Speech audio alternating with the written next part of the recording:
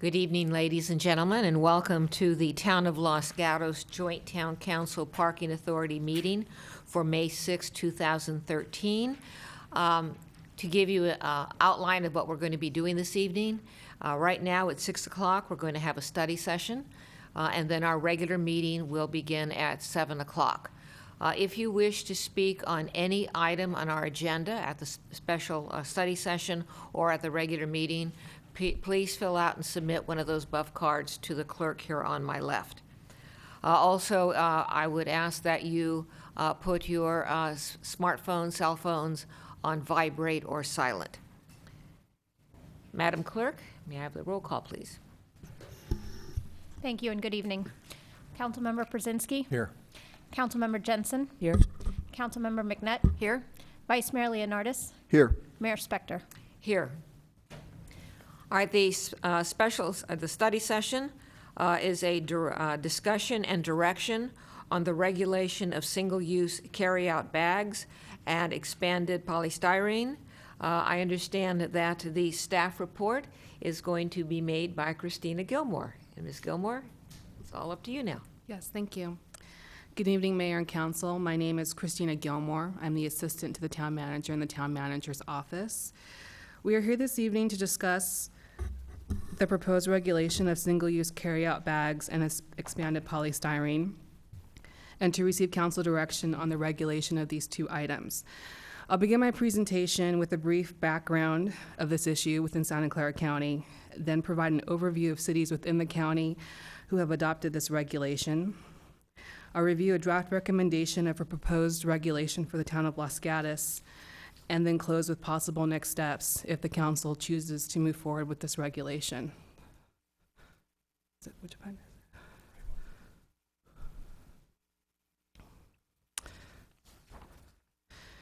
In 2009, the Santa Clara County Recycling and Waste Reduction Commission recommended that all jurisdictions within the county establish a single-use carry-out ban.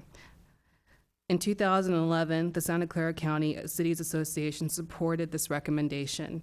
And in the same year, San Mateo County began an environmental impact report to examine the potential impacts of regulating the use of plastic bags and to propose an ordinance for regional adoption. The town of Los Gatos and 23 cities in San Mateo and Santa Clara counties participated in this EIR. The final EIR was approved in October of 2012. Also in 2012, the town of Los Gatos adopted a sustainability plan that identified the adoption of an ordinance to ban the use of plastic bags. In 2013, we currently have two pending state legislation bills that are very similar that are moving through the state legislature that seeks a statewide ban of plastic bags. They are AB 158 and SB 405. Both of these bills are currently being heard in committee for the fiscal year 2014 legislative session. And each of these bills seeks to prohibit stores with a specified amount of dollar sales or retail floor space from providing a single-use carry-out bag to customers. Stores would also be required to provide recycled, compostable, or reusable grocery bags to customers. Each of these bills is proposed to be implemented by January 1st, 2015. And after July 1st, 2016, prohibitions would be imposed on convenience food stores, food marts, and certain other specified stores. Cities within Santa Clara County who have adopted a single-use bag ordinance include the city of Palo Alto, which initially banned plastic bags in 2009, and they are currently in the process of revising their ordinance for this year. The city of San Jose, whose ordinance went into effect in January 2012. The city of Mountain View's ordinance recently just went into effect on April 22nd of this year. The city of Sunnyvale's ordinance also went into effect in March of this year. And the city of Cupertino's ordinance will be taking effect later this year in October. And the city of Campbell is currently their council will be considering their ordinance that will be going up for adoption this spring.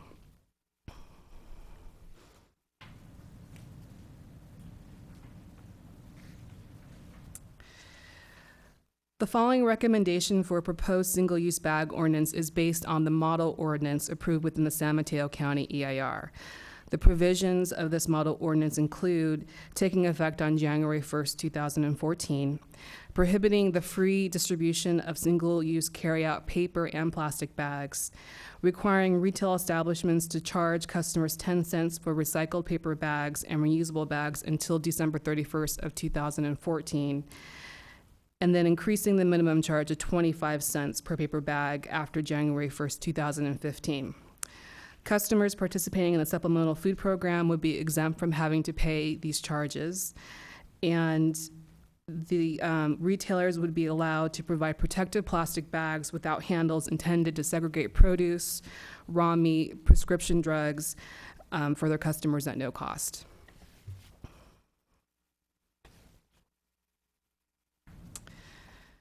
Should the town council choose to move ahead with this proposed ordinance, staff would implement a public outreach plan that would involve working with the Los Gatos Chamber of Commerce, posting information on our town's website, hosting informational stakeholder meetings with the retailers and residents. And we would return to the council in October and November for an ordinance introduction and adoption. Staff is also proposing within the staff report that to bring forward a recommendation to the council later within the fiscal year 13-14 for an expanded polystyrene ordinance, and this ordinance would be subsequent to the adoption and implementation of a single-use carryout bag ordinance. This concludes my presentation, and I'm available for questions. Thank you. All right, we'll begin with staff, council questions of staff. Mr. Leonardis. Thank you, Mayor Spector. Question for staff would be, is this proposed ordinance applicable to retailers such as clothing retailers, drugstores, fast food places, etc.? Yes. I have one more question. Certainly. And a follow-up, or another question would be, with Assembly Bills 158 and SB 405, are they planning on charging for single-use bags in those bills? Do you know if that is part of their legislation on the state level?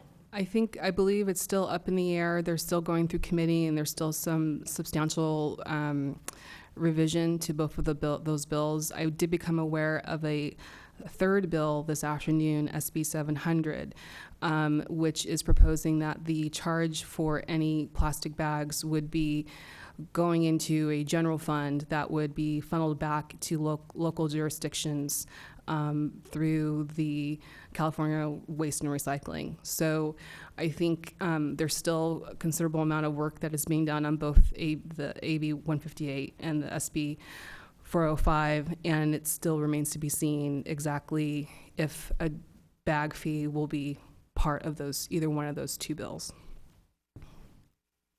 Ms. Thank you. McNett. Thank you, Mayor. I have several questions. Should I just do them all at once? Yes, please. Okay, thank you. So just to clarify the answer that you just gave, because that was one of my questions, and I have some questions and concerns about the charges for paper bags.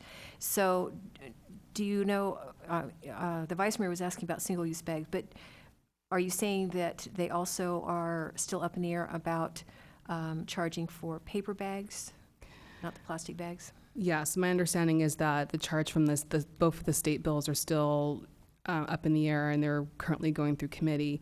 The proposed ordinance that we have in our staff report, the charge, the 10 cent and the 25 cent charge, would be for the retailers to recoup their cost for providing bags that meet the standards of the ordinance that are more post-consumer recycled content. So it would help the retailers recoup their cost for providing those types of bags to their customers. So that, I'll circle back. That kind of leads into a next question, was where does that money go? So are you saying it stays with the retailer just as an extra revenue stream? Correct. As the model ordinance is currently written, any fees charged for reusable bags would stay with the retailer for the local jurisdictions. Okay. And do you know if are all of the other ordinances in the county that were passed by the other cities, do they also include charges for the paper bags? Yes. Okay. And on the polystyrene, is it complicated to do that ordinance and that's why it's subsequent? Or is there a reason why it needs to be 1-2 punch? Or is it something that if council wanted, that they could be done concurrently? It's really a workload issue within the staff. I will check with Christina. Is there a model ordinance yet for the polystyrene or not? Not that I'm aware of. The city of Cupertino is currently, I believe, going to be embarking on an EIR for the polystyrene, and so we will definitely see if we can piggyback with them similar to what the plastic bags EIR. And perhaps my final question is somewhere it mentions that on page 3 of the staff reports that some retail establishments would be exempt from the ordinance. This is under the environmental impact report up at the top. Mm-hmm. Could you give me an example of the types of businesses that would be exempt?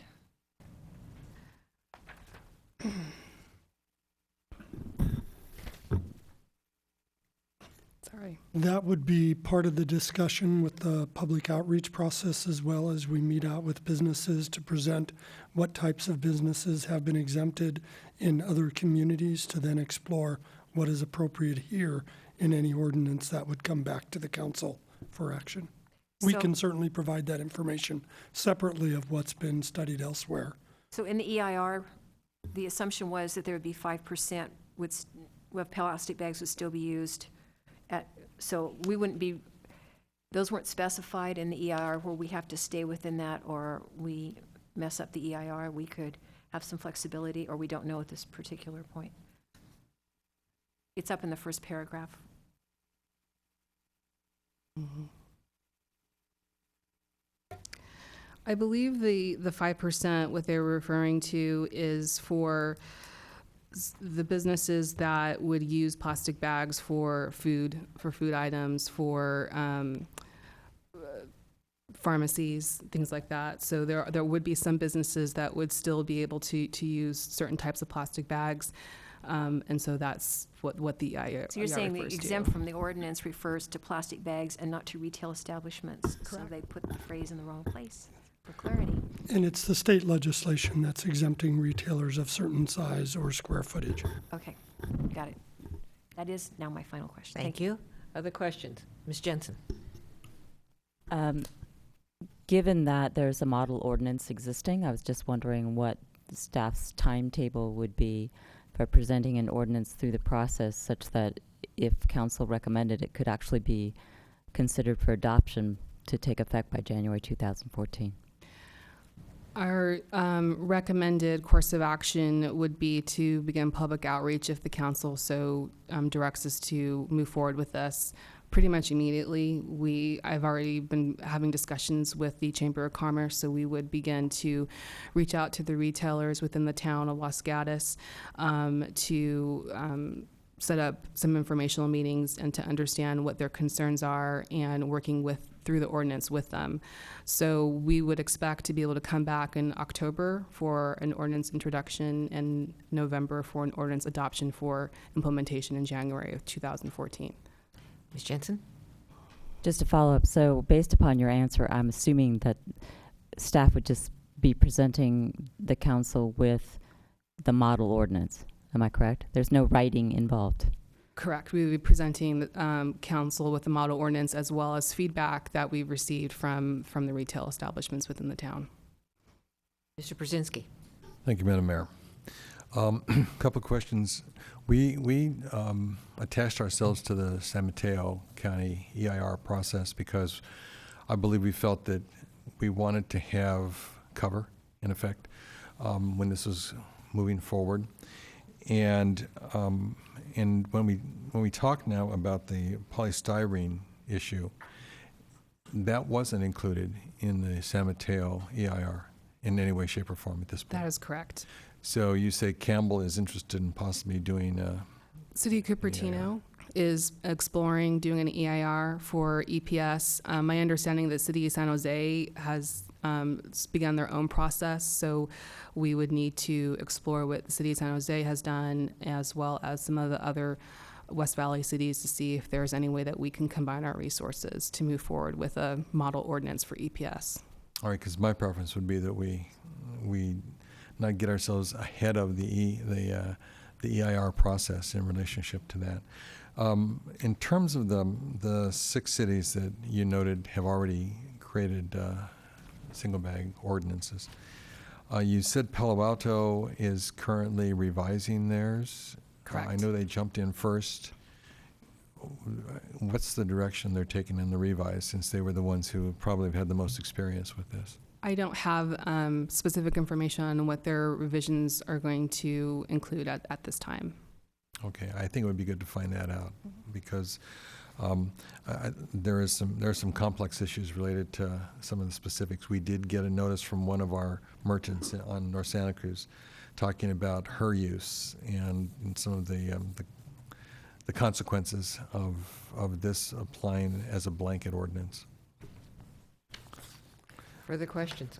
I'll go to Mr. Larson. Are you responding to Just Mr. Brzezinski's question? Correct. Okay. And just a quick follow-up, this was scheduled as a study session to see if there was council majority for direction to do the more extensive research that's needed in terms of how Palo Alto is deviating from the model ordinance and what other changes that we can learn from other jurisdictions, as well as discussing with our community. We didn't want to embark on that substantial workload without direction from the council that they were interested in this product. Understood. Mr. Leonardis. Thank you, Mayor Spector. If we deviate from the proposed ordinance, does that mean we have to do a new EIR or an individual EIR for our community?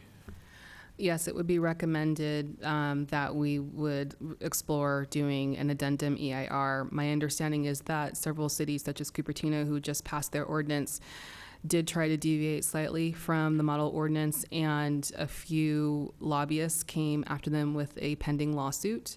So I think that for the council to consider that, we would need to be sure that we wanted to move forward with an addendum, and that we felt that any changes to the model ordinance were defensible.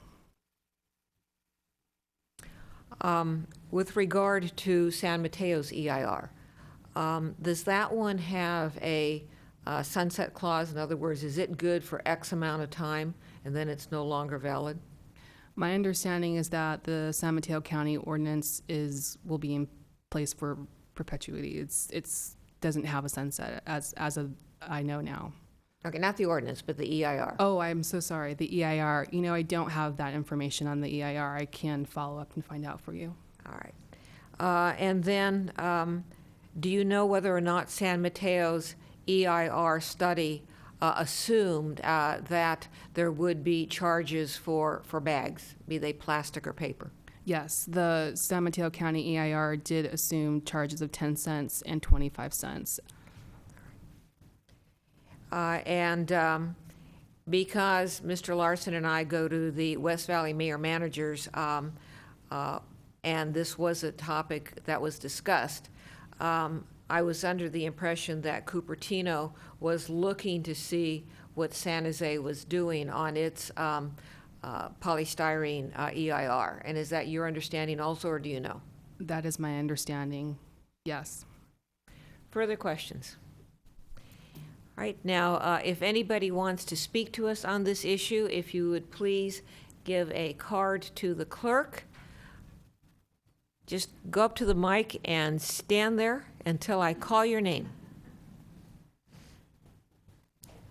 so that we can move the process along. If you intend to speak on this issue, please fill out one of these cards and give it to the clerk.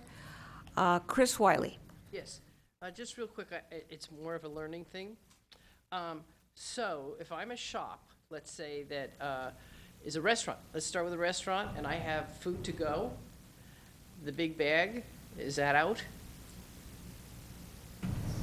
Chris, right now, just talk to us. Okay, And I'm sorry, is that out? The other thing is that if I'm, let's say, a sandwich shop, and I make a sandwich, I throw it in a bag, is that bag still going to be allowed? The other thing is, you said fast food. Does that mean McDonald's can't have a bag? And if a restaurant now or any retailer wants to start charging for bags now, is it their prerogative if they want to charge 10 cents, 25 cents for a bag? Is that okay? Thank you. Does anyone else wish to address us? Again, if you are, just get these cards into the clerk so we can keep moving it along. And if questions are raised, staff may be able to address them later on in the process.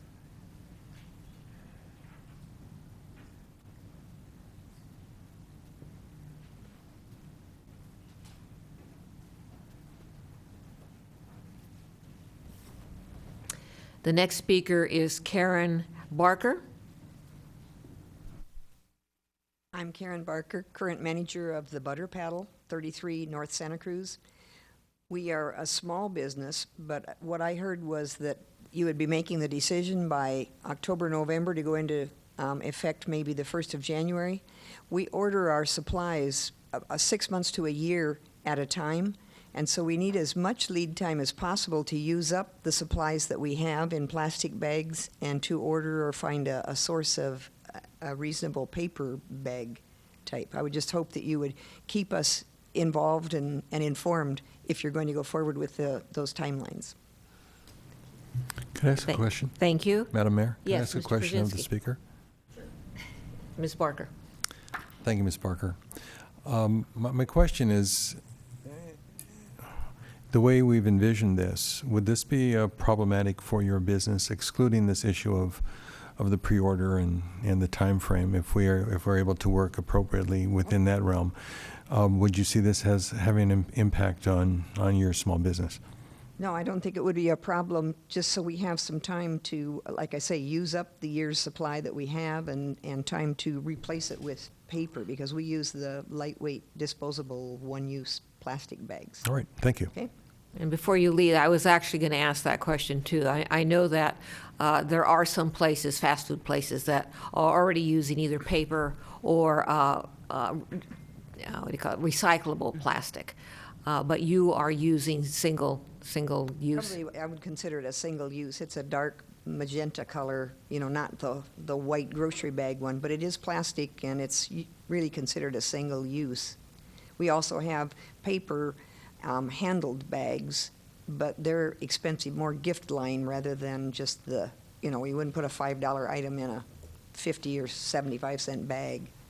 All right, thank you. And I'm going to ask staff, since we do have your name and address here, to make sure that any outreach includes Ms. Barker. Brad Hunt, please.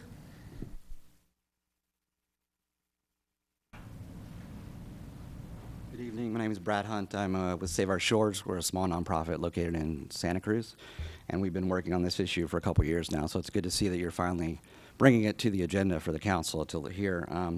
I just wanted to mention that in San Mateo County, there were an overwhelming number of cities that this ban went into effective on April 22nd, it's like Belmont, Brisbane, Burlingame, Colma, Daly City, Foster City, Half Moon Bay, Menlo Park, Pacifica, Portola Valley, San Bruno.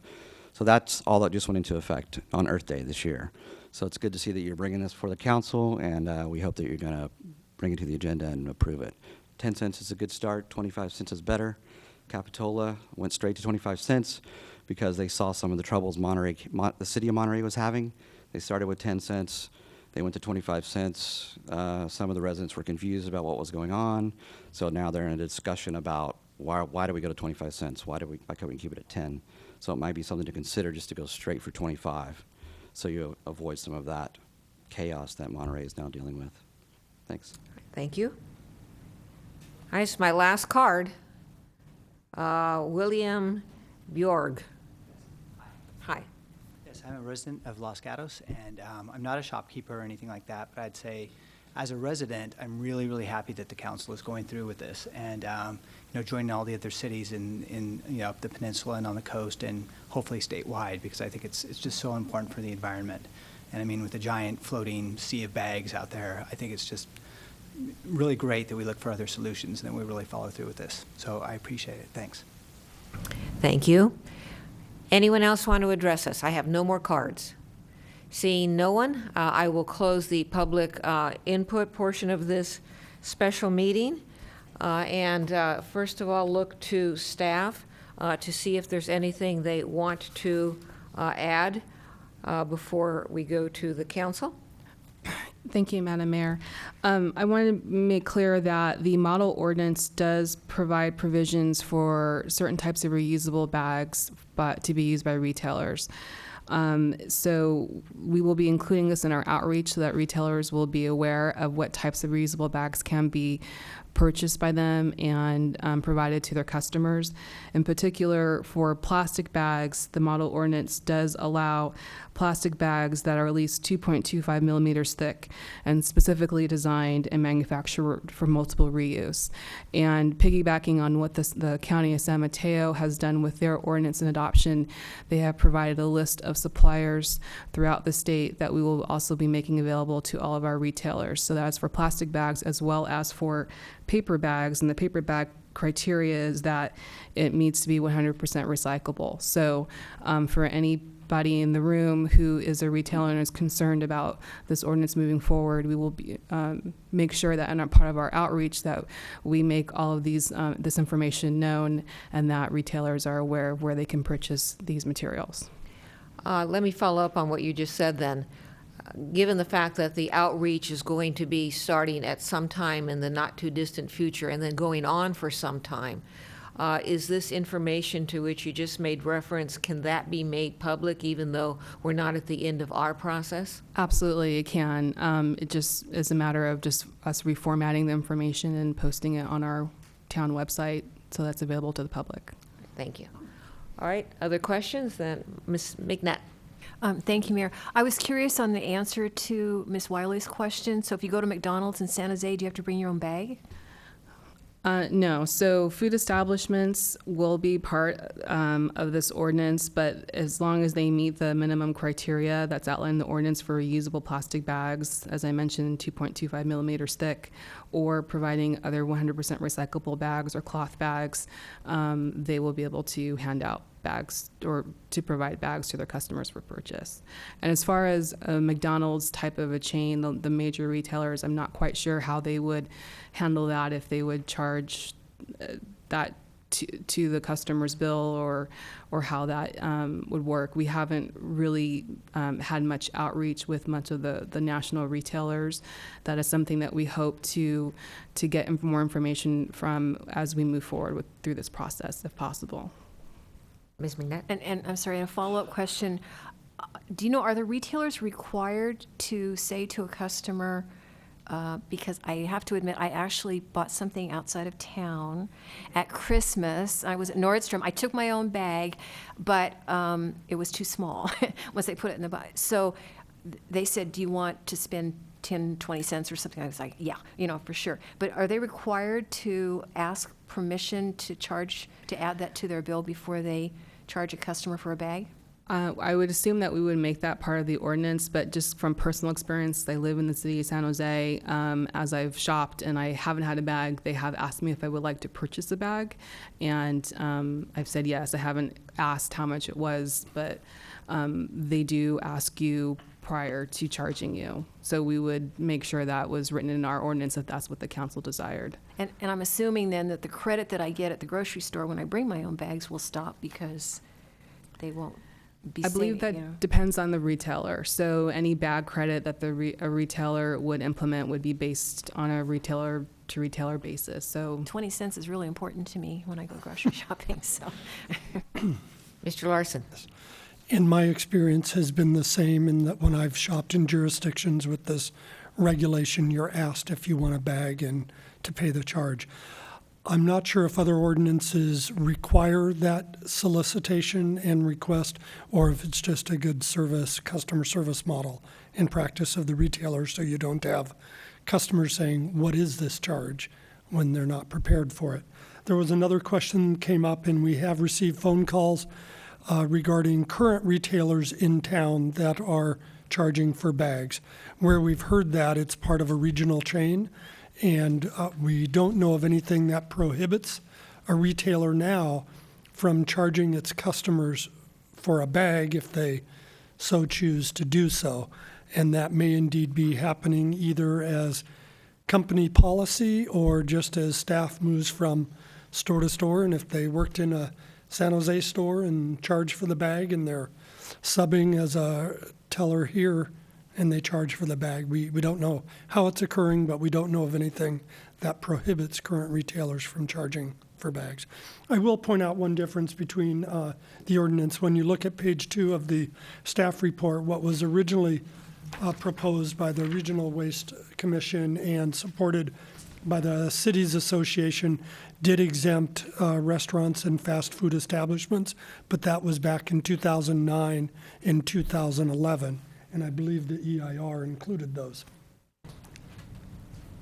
Right, and then it's talking from, personal experience rather than, science. In other jurisdictions, I have had retailers ask if I wanted to pay the extra 10 cents. I have had retailers provide me with a bag if I wanted it and not charge me. And I think that places like McDonald's, I think that they may, I'm not positive, I think they may very well have standardized their plastic and paper bags to comply with requirements. So life experience. I am looking for, if there's no further discussion, I am looking for a motion, and staff, are you directing us to page 1 of the staff report or to something else on your presentation? That is correct. Page 1 of the staff Page report? 1, yes. Okay. So, Ms. McNutt. You want an actual motion rather than consensus discussion tonight, or? Let's do a motion, makes it cleaner. Okay, well, I will make a motion then to authorize staff to draft and present the ordinance for regulation of single-use carryout bags, and to very quickly move into the polystyrene as soon as possible, with 2 annotations on that. And that is that I think we should look very closely about possibly extending the start time based on our comment tonight, because I know we do have a lot of small independent retailers where using up their inventory is a big expense for them. And so it may be that we want to not have a January 1 start date. It might be June 30th or Earth Day of next year or whatever. So we could look at that.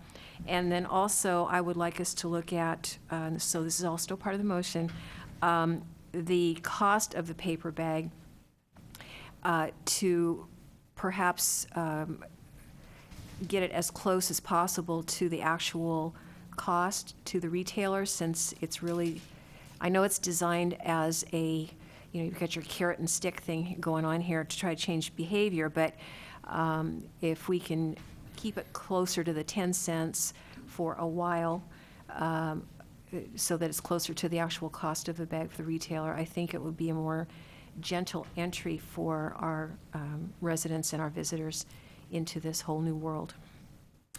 I'll second that.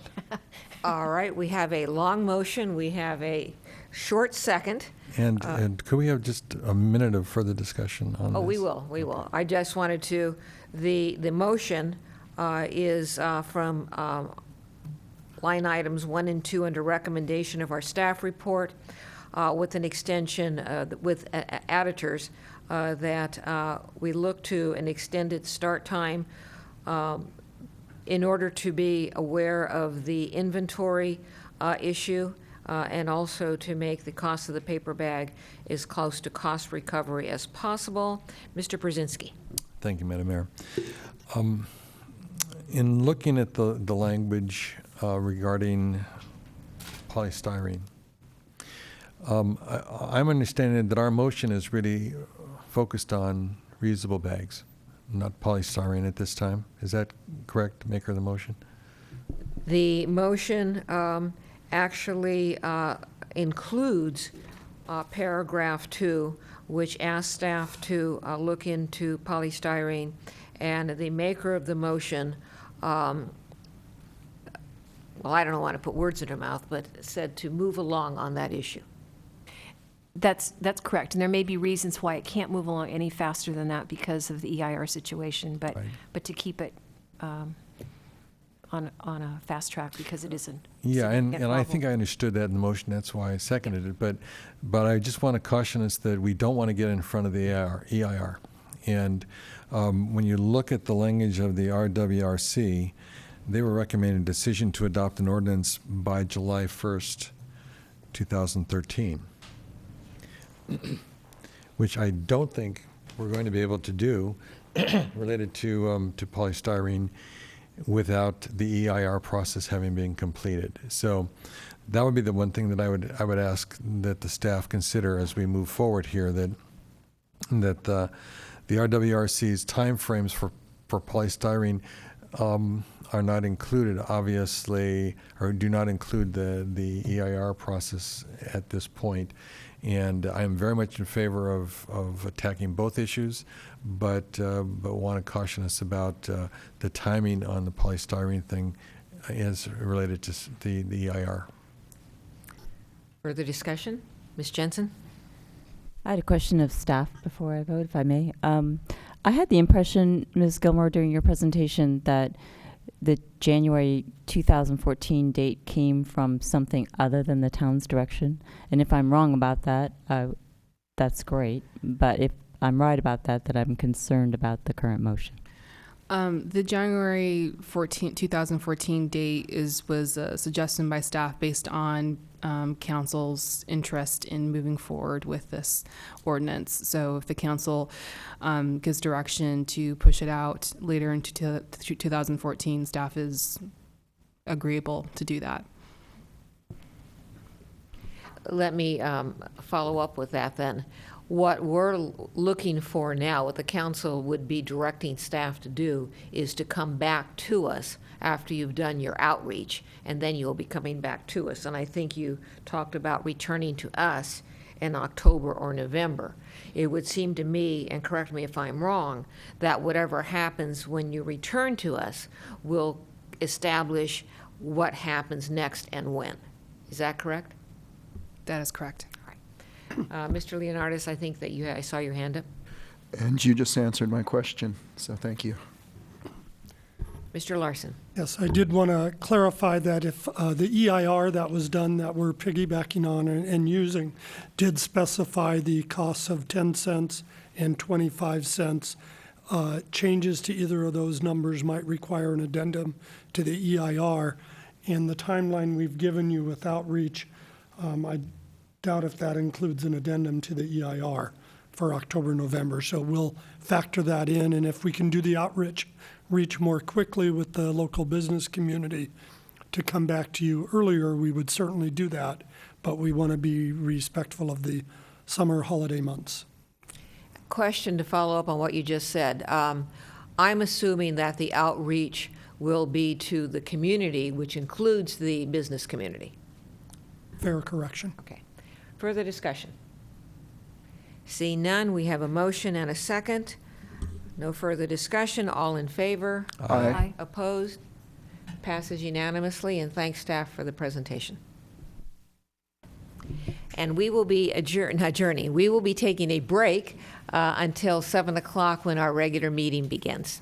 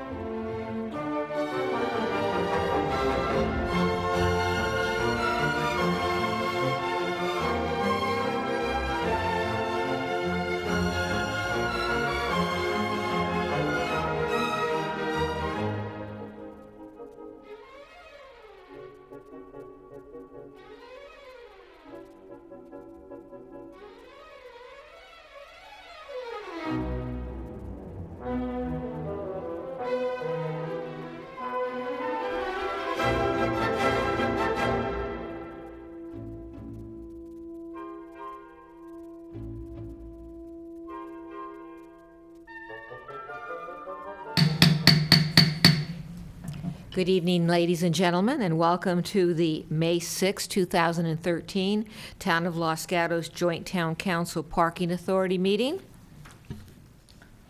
We're going to ask the clerk to do a roll call.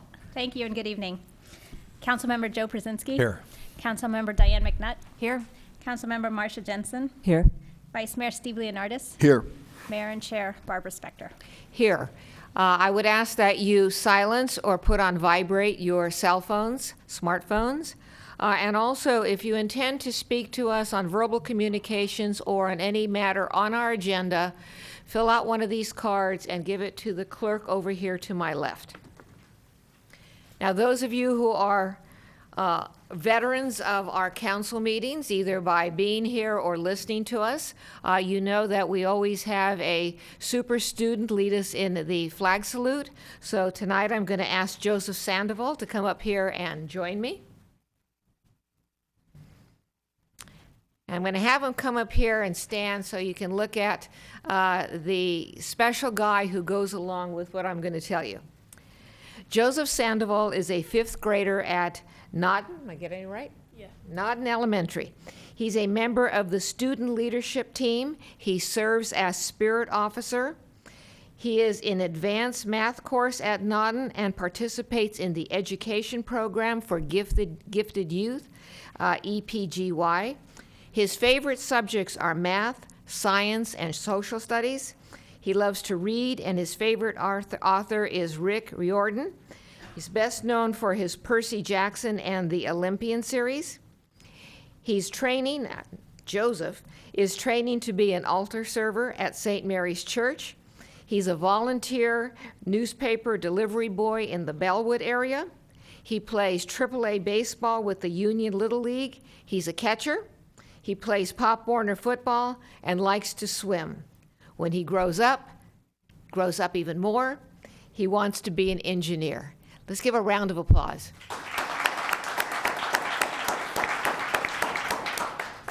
So if you'd please stand, and while he leads us in the flag salute.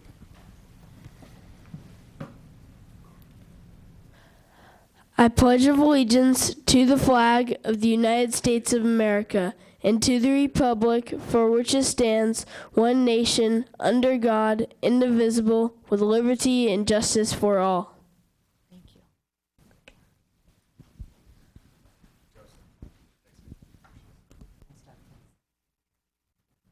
Hold on. Wait, Joseph. Here's your gift. Thank you. Another round of applause.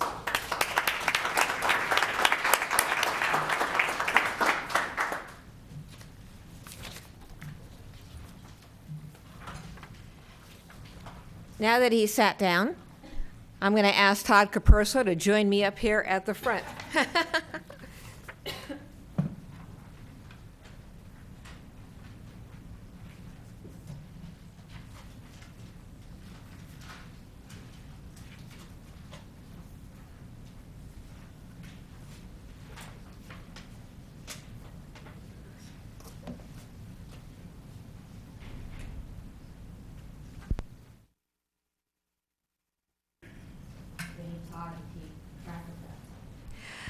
We have a proclamation which Todd is going to be receiving tonight for Parks and Public Works.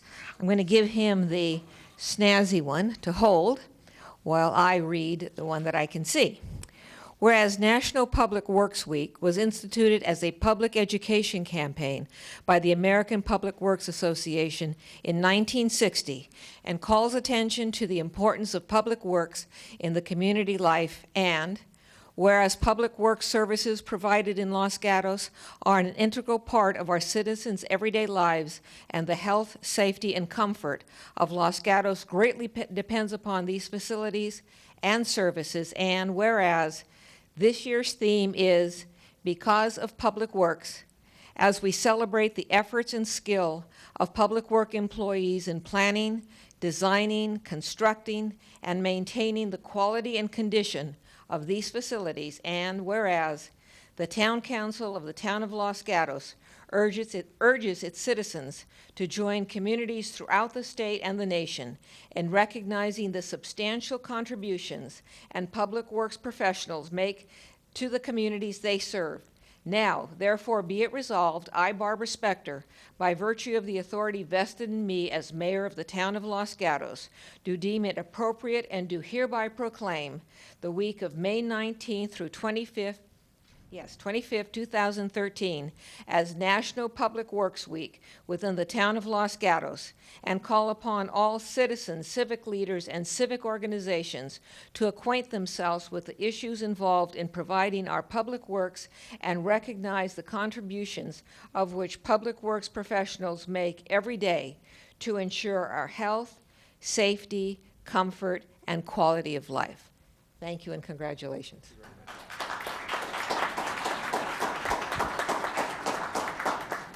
I would like to thank the mayor and the council for this proclamation, and this is my opportunity once a year to make sure that we as staff always recognize our fine staff in Public Works that maintains the infrastructure throughout town. And by infrastructure, we mean all of the streets and roads throughout town, our parks, our facilities, and our engineers and inspectors who have designed and built many of the fine facilities that we have in town. So over the last year, we've constructed and opened the town's new library. We've opened the new sports park, and most recently we've reopened the pageant grounds directly behind the Civic Center. So those are big projects that we're all proud to work on. But on a day-to-day basis, this is also the same staff, the same group of men and women that maintain your streets, your parks, and your facilities. And so we are very thankful for all the work that they put forward. In keeping with the theme of National Public Works Week, the 19th through the 25th, I would like to point out to all of you that down at 41 Miles Avenue at the town's courtyard, we will have an open house on Wednesday, May 22nd from 9 a.m. to noon. And during that time, we invite many of the local elementary schools down for tours. But we also note that the yard is also open to the general public for tours, and we invite you all to come on down and take a look at some of the equipment we use, the facilities that we maintain, and meet the staff that takes care of all the infrastructure throughout the town. So once again, thank you very much.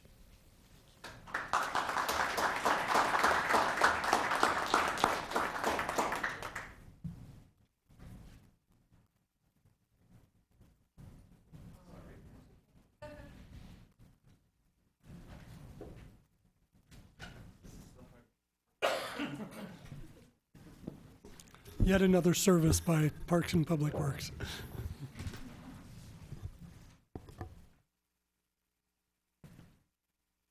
Ms. Propp, closed session report. Thank you, Mayor, council members, members of the public. The council met in closed session this evening as duly noticed on the agenda. They took no action, and there's nothing to report out this evening. I think that you heard my prior request, but if you intend to speak on any item on our agenda, please submit one of these buff cards to the clerk over here. We now go to council town manager matters. First, council matters. Any council member want to report? Ms. McNutt. Thank you, Mayor. I'm not reporting out on any meetings, but I do want to bring up a subject that I brought up before, and we've had some action on it. But we have tried to set some public deadlines, some deadlines for public comment coming into council so that there is time enough for us to receive them prior to well, first of all, that we receive them prior to the meeting and we receive them enough time. I was noticing at a planning commission meeting recently, they had something like 50 pages of desk item, and they actually had to take a break in the meeting in order to read that. Since we have some interesting agenda items coming forward in the next few weeks, I wonder if we could step up our efforts of publicizing that time deadline for the public so they know that in order to have council or planning commission receive it ahead of time so we have time to read it, that it needs to be submitted by 3. Maybe we could put it on every agenda. We could put it on the homepage of the town website and really try to emphasize that, because it's really sad to receive something when I get home at night that it would have been nice to have read prior to the meeting. Thank you. And Mr. Larson, did you want to report on that also?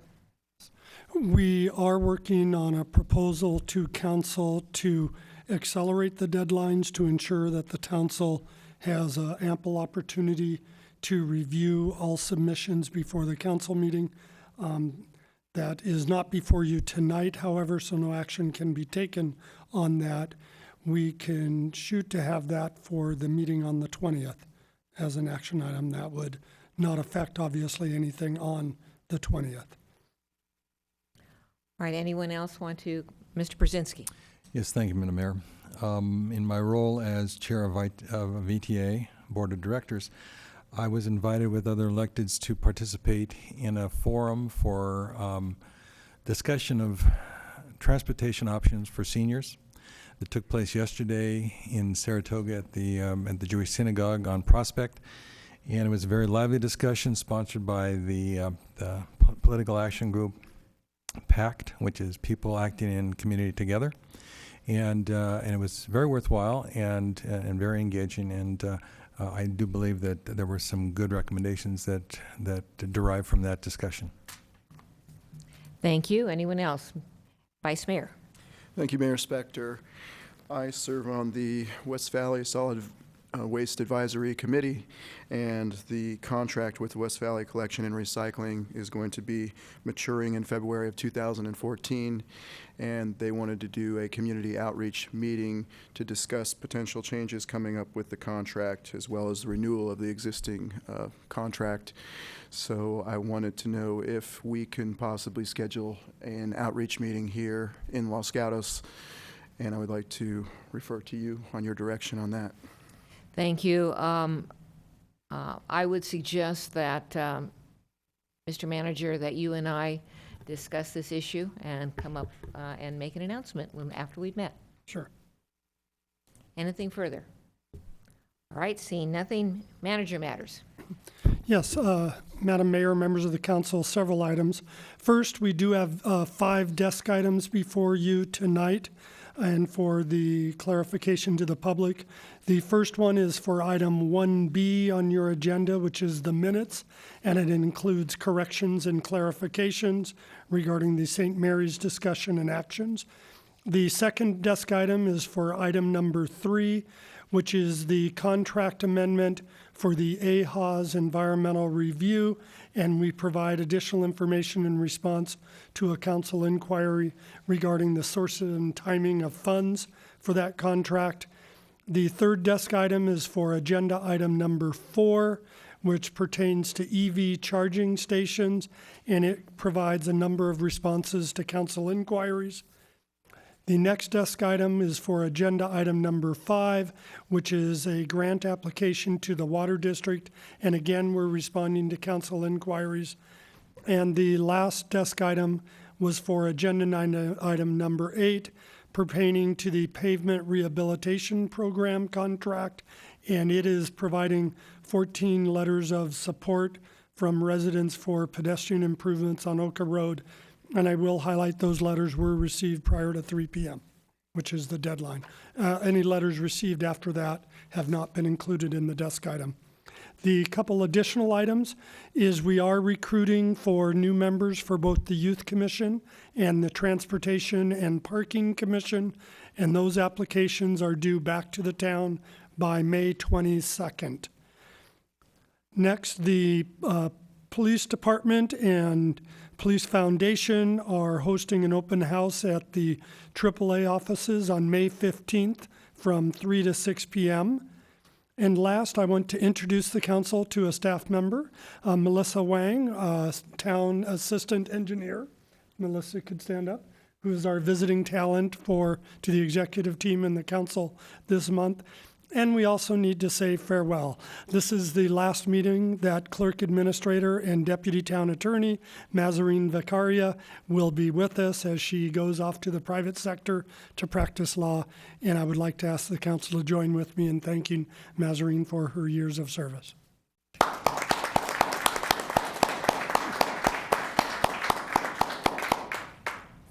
concludes staff report. Thank you. Our next item is our consent calendar, and because I see some cards here, I will explain what we do. We have 10 items on our consent calendar, and if anyone from the council or the community pulls any item from the consent calendar, I'm going to have it heard in its normal order, and all those items that are not pulled from the consent calendar will be approved in one motion. So I'm going to start with council. Does any member of council wish to pull any item from the consent calendar? Ms. McNutt. Thank you, Mayor. I'd like to pull agenda item 4 on electric vehicle charging station and number 5 on the Water District grant application. All right, and when we get to those, I will be asking Ms. McNutt or whoever pulls an item to just briefly tell me why they are pulling it. Anybody else from the council want to pull anything from the consent calendar? All right. Does I'm sorry, Madam Mayor. I think you were looking at me because I had my hand up, but Ms. McNutt addressed the agenda item that I had the question about. All right. Does anybody from the audience wish to pull anything from the consent calendar? All right. We have Lee Quintana. Just raise your hand. Are you pulling number 7?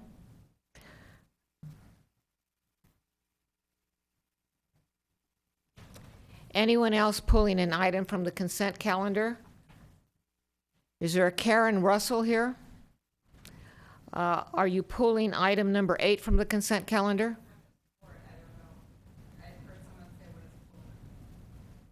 Okay. Ms. Russell, I'm going to have to ask you to come up here. I just want to make sure that I'm doing what it is you expect me to do.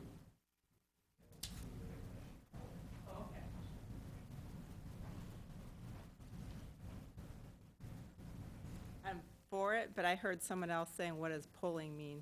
I don't want to. All right. All of the items on the consent calendar, including item number 8, are going to be approved unless someone pulls them from the consent calendar. Do you want to pull it from the consent calendar? No. All right. So then I will skip that. We are not to verbal communications yet. All right. If the person in the back would please come forward.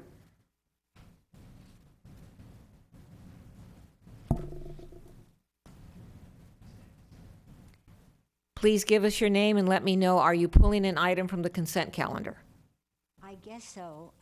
The name is Ellie Stern, and I'm here in regard to the landscape, item 9. All right, I have you here, Ellie Stern, and so do you want to pull that from the consent calendar? Well, do you want to discuss it tonight? I want to discuss All right. it. You are pulling it from the consent calendar. So we have item 9 pulled from the consent calendar by Ellie Stern.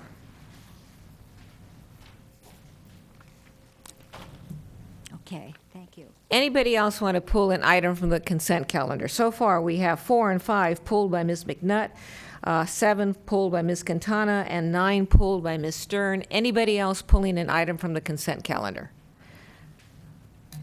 Mr. Leonardis. Thank you, Mayor Spector. I will not be pulling an item, but I just wanted to let the public know I'll be abstaining my vote on item 2. All right. So, having got through that, we now have the following items on our remaining on our consent calendar: 1, 2, 3, 6, 8, and 10. Is that correct, Mr. Larson? Good. Do we have a motion on those? Ms. Jensen. I'll move approval of the existing consent calendar as just summarized by the mayor. I'll second. We have a motion and a second. Discussion. Ms. Prop. And I need a point of clarification from Vice Mayor Leonardis if number 2 is a recusal or an abstention. Thank you, Attorney. I was not part of the public hearing because I had to recuse myself from the hearing, so I don't know if an abstention is appropriate or a recusal. It's my recollection that you recused yourself for a legal obligation not to participate in that item when it first came to hearing, given your proximity of property near there. Yes, so for the purpose of the consent calendar this evening, should I just abstain my vote, or should I, yes? Your recusal on the record is adequate. Okay, thank you. All right, further discussion? Hearing none, all in favor? Aye. Aye. Opposed? passes unanimously. All right, now let's keep these in order. The first item we will be hearing, which has been pulled from the consent calendar, is Agenda Item 4, Electric Vehicle Charging Stations, Parking Restrictions, Authorized Restricted Parking in Parking Stalls Adjacent to Electric Vehicle Charging Stations. The way I'm going to proceed on this and all the other ones, I will ask the individual who pulled the matter to give us his or her reason. I will ask staff to address the matter at that point, and then we will go on. Ms. McNutt. Thank you, Mayor. And just to quickly summarize, this item would set aside the parking spaces that are adjacent to electric vehicle charging stations for exclusive use of electric vehicles. My uncomfortableness with this, that I just wanted to see if everyone else is fine with it and really have thought it through, is the length of time. And that's why I asked these series of questions that we got on the desk item.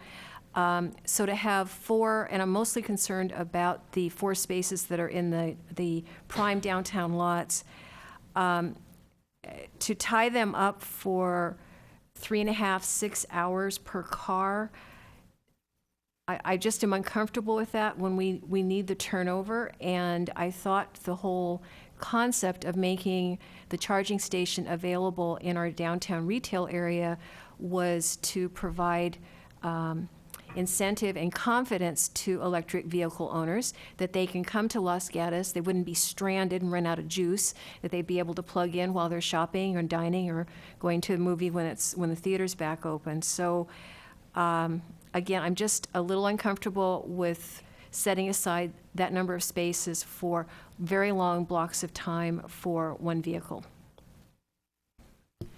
And staff want to address that before I open the public hearing? Yes, I certainly can. Would be happy to. As Councilmember McNutt has pointed out, we do have a number of installations across the downtown area. In fact, we have one here at the Civic Center as well. And in all 4 of those locations, I believe we have the EV charging stations installed in areas of parking lots or on streets that almost all have completely different time parking restrictions, regardless of whether or not there is an EV charging station there. So to focus on the installations in parking lots 3 and 5, which are where we have our two double outlet stations, the parking lot 3 installation is along the backside, the farthest east strip of parking lot 3, in an area that up to this point has been unrestricted time parking. That is really the side of parking lot 3 where we encourage downtown employees to park because it's not timed. And so we've got, in the absence of any restrictions that we post, you've essentially got unlimited parking at the dual outlet station there.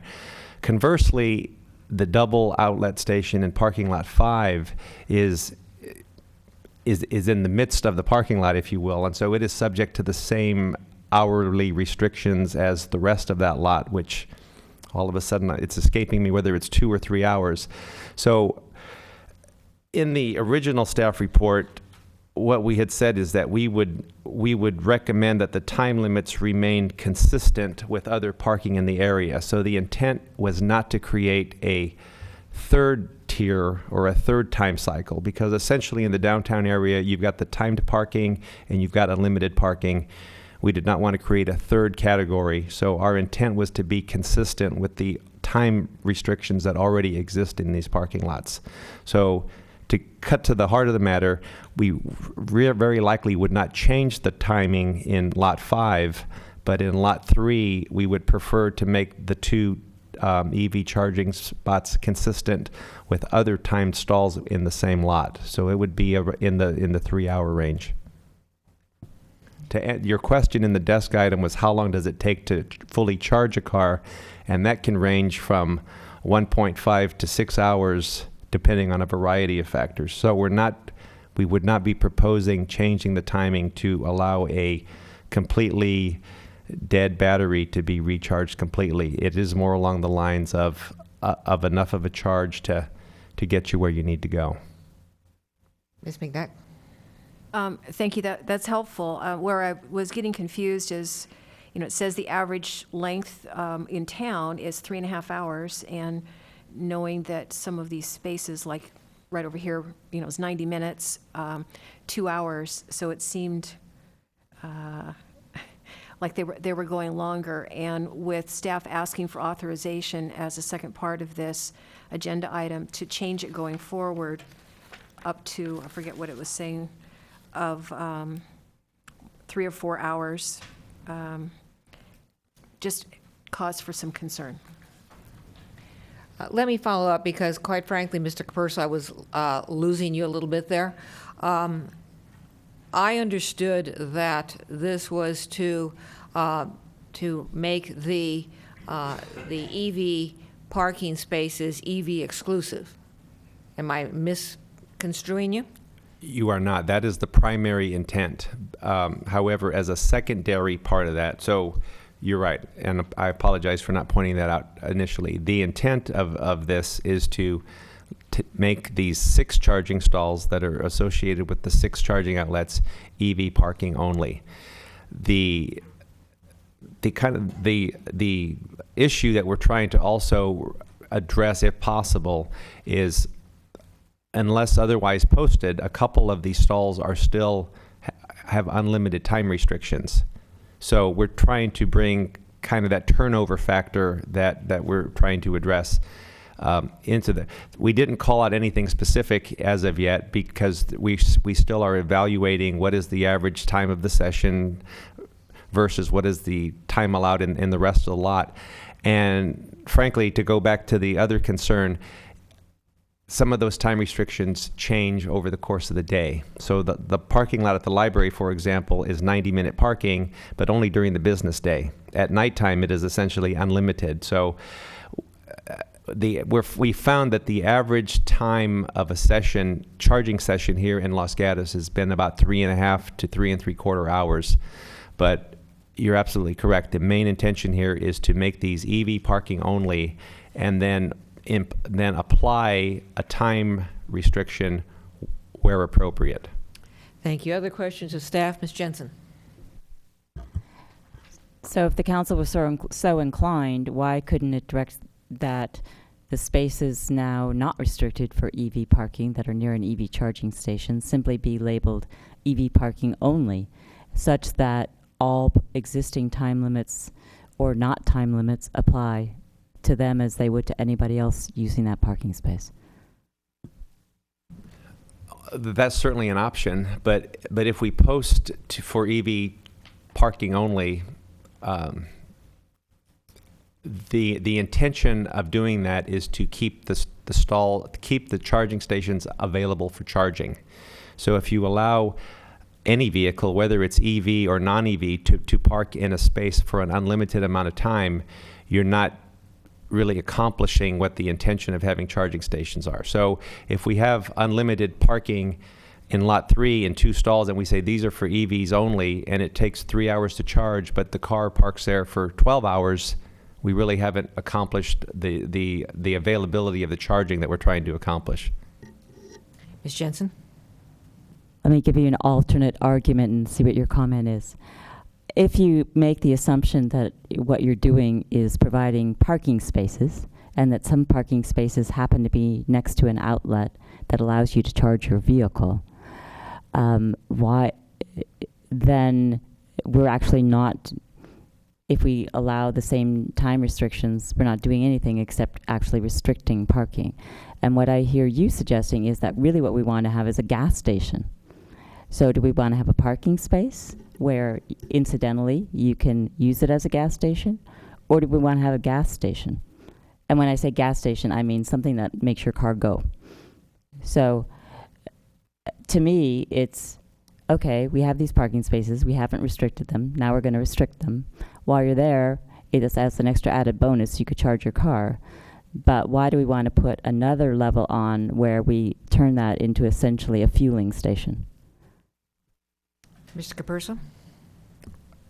Well, I think we're already there. I think we are in the fueling station business to some extent already by the installation of the 4 stations. And So I guess the other way to look at it is that if you have them, how do you make them available? Because we did make, we did get the stations acquired and installed for a very low amount of money, but it nevertheless was an investment of public dollars, and we went down the path of choosing to install that infrastructure in our downtown parking inventory and making it available. So with the exception of parking lot 3, if I take parking lot 3 off the table, I would say that we already have that same scenario in parking lot 5 and in the library lot and even adjacent to the south side lot, because those areas already have a certain parking restriction that varies from 2 to 3 hours to 90 minutes here in the library certain times a day. So that turnover is already built in. So essentially what we did in lot 3 was to pick 2 stalls that happened to be the most convenient for the installation purpose, and those have no timing restrictions at all. So really what we're getting at is, should we apply a uniform policy to all charging stations, or should we choose to let them have the parking restrictions that the next adjacent ones have? It can go either way. I think we were simply trying to facilitate their availability and usage. Mr. Capurso, what I hear you, I'm sorry, Ms. Jensen, I'm stepping on you. All right. Mr. Capurso, what I hear you saying is that the space can be EV exclusive with no time parameters. It can be EV exclusive with some time parameter. That time parameter can be consistent with the parking lot in which it is located, or maybe not. All right, thank you. Mr. Brzezinski. Yeah, to follow up on Councilwoman Jensen's comments, we did not restrict those spaces to non-electric vehicles, on the premise that we wanted to make full use of a limited resource, and that is the number of spaces we have available in the downtown. We're at this point questioning whether we want to move beyond that, because we notice there's an increase in the number of vehicles that are on our streets now that are electric vehicles, and also because we've had an increase in usage. My sense, I do believe this is what Councilmember Jensen was getting to, is that we have different parking times based on locations, so that the east perimeter of Lot 3 is unrestricted to encourage probably employees to park there away from the fronts of their businesses and towards the back of that lot. My assumption is that you could have an employee with an electric vehicle who would be interested in taking one of those spaces. That would allow them the same privilege as the others who park in that unrestricted zone for the day. When you're looking at Lot 5, that's a 3-hour limit, and it concludes at 6 o'clock, I think. And in that regard, it would seem to me that a 3-hour charge should be sufficient to do what we think we're doing, which is allowing vehicles who come into town who need a quick charge, in effect, to have that if that space is available. But to go beyond that seems to me to be more of a privileged position. We're granting more opportunity for a longer stay than we are granting to the rest of the individuals who use that lot. And the 90 minutes in the library lot for the working day, and that's, again, for purposes of moving the vehicles. So I know we have public comment, I'm sure, and we're not at the point to make recommendations, but I would like us to consider the issue of privilege as we assign these times, and be very cautious about giving privilege in an area that's already designated for a set timepiece. Mr. Larson, did you want to respond to that before I go back to the council? Yes, please. All right, please. Just to clarify, and I think it is following on what the councilman said, the staff recommendation, as noted on the top of page 3 in the first paragraph, is that for these 6 EV-only spaces, and they would be strictly limited to electric vehicles with this recommendation, they would inherit the adjacent time limits that currently exist. So where it's an unlimited parking, either after hours or all the time, those spots would inherit those time limits. Same here at the library and same in all 6 locations. However, staff was also asking for the discretion to vary those limits if and when demand so warrants. Otherwise, we would come back to you for a public discussion on whether or not to change those time limits at some point in the future. You also did receive public comment on this issue, and we gave you that alternative in the desk item. We do have public comment, but does anybody else have questions of staff? Mr. Leonardis. Thank you, Mayor Spector. It seems to me, and you know, obviously we want to hear what the public has to say, but to have consistency throughout the policy, if we have 90 minutes here and unlimited here, it should be more along the lines of 3 hours or 3.5 hours for all these things, so they're easier to monitor and regulate. And if you put a time frame out in, I guess it was Lot 4, which has the unlimited time now of 3.5 hours, those will turn over quicker. If the library is, say, 3.5 hours, that's longer than the 90-minute turnover. However, there'll be, between the community that uses these vehicles, they have applications and things that search these things out, so people will be moving around more, and they'll be able to use them more like a network as opposed to trying to understand all the idiosyncrasies of our parking times and such. So that's my comment. Thank you. And I would ask the counselor at this point, just questions of staff so I can get into the public comment. Ms. McNutt. All right, no more questions of staff at this juncture. If you intend to speak to us on this agenda item, please submit one of these cards. I do have a couple of cards, and the first one is Dennis McAvoy.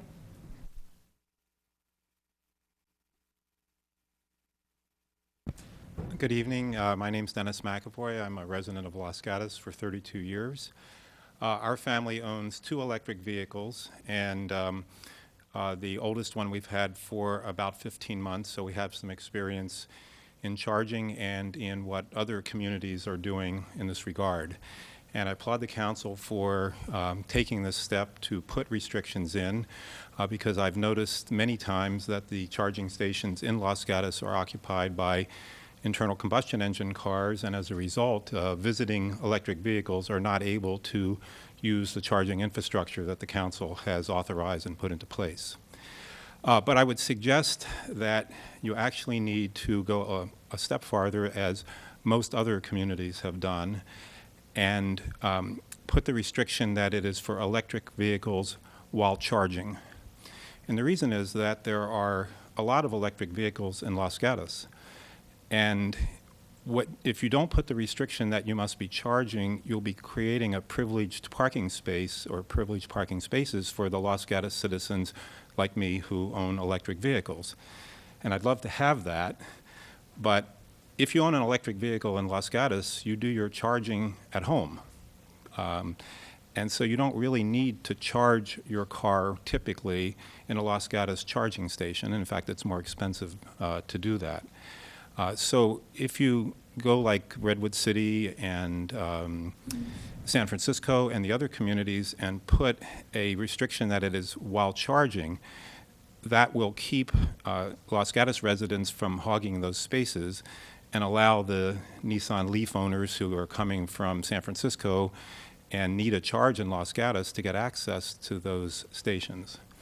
When parking's really tight, I probably would be willing to spend $2.50 to get that last parking space and plug my EV in.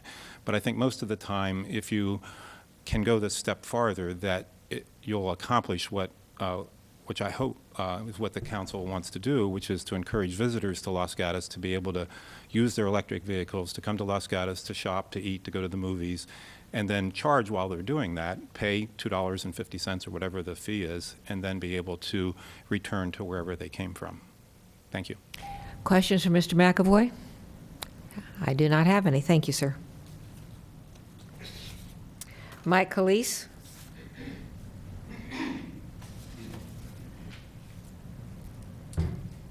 Hello, Mayor, Council, staff. Good to see you again. My name is Mike Calise. I'm a resident of Los Gatos for 15 years, although my wife says it's 16. I'm not quite sure. I'm here on behalf of myself, and I want to be clear that I have no business vested interest in the outcome here, although I am in the electric vehicle business, as most of you know. So I think it's a great situation that's happening now that we're moving to the next step, which is a step that has been vital. The reality is Los Gatos is actually getting a bad name, and that was never the intent of putting in the electric vehicle chargers. There's an application called PlugShare, and if you guys are unaware of this, this is about 120,000 people visit this app, and they see that Los Gatos has done it wrong. They see that most of the Bay Area has done it right. And so I'll give you some numbers. In 2010, we had about 2,000 EVs in North America. In 2011, about 17,000. In 2012, 53,000. And to date, we have 53,000 in 2013. We're expected to go to 95,000 in 2013, 140,000 in 2014, 250,000 plus in 2015. Aggregated, we'll have 1 million vehicles. Most of those vehicles are in California, about 20% adoption across the United States. Of that, split between the Bay Area and LA and San Diego. What we're faced with here is a tremendous growth in EV adoption. And it's important that the community of Los Gatos becomes EV ready ahead of the adoption. What we found is our adoption is increasing, even when we're getting iced with gas-powered vehicles sharing this. The great opportunity for Los Gatos here is to change the direction it has taken in the past, which has been fantastic and it's working, but it will no longer scale, and change to a restricted use of EV only at a minimum. I also believe that you should change this to EV with charging, so that EVers don't take a special privilege and it's fair to the community. And I agree with Mr. McAvoy's assessment. Moving forward, there's great opportunities for community awareness. We've not done that in the town of Los Gatos. We can educate the Chamber of Commerce about opportunities for more business. There's an app I saw last week. It's called Green Cuisine. A restaurant owner gets together with an EV charger, gives a special voucher. That person can drive in from Sunnyvale and spend a lot of money in the restaurants. This is happening. So we should embrace this, make these for, at a minimum, EVs. The next step should be immediately EVs charging, and there's great opportunities to educate the community with awareness, both for the Chamber of Commerce as well as the community. Thank you. Thank you. Brian Mekachuk.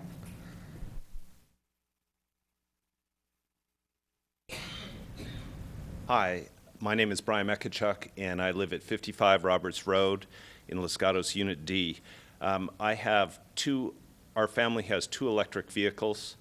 We have a Tesla, and we also have a Nissan Leaf.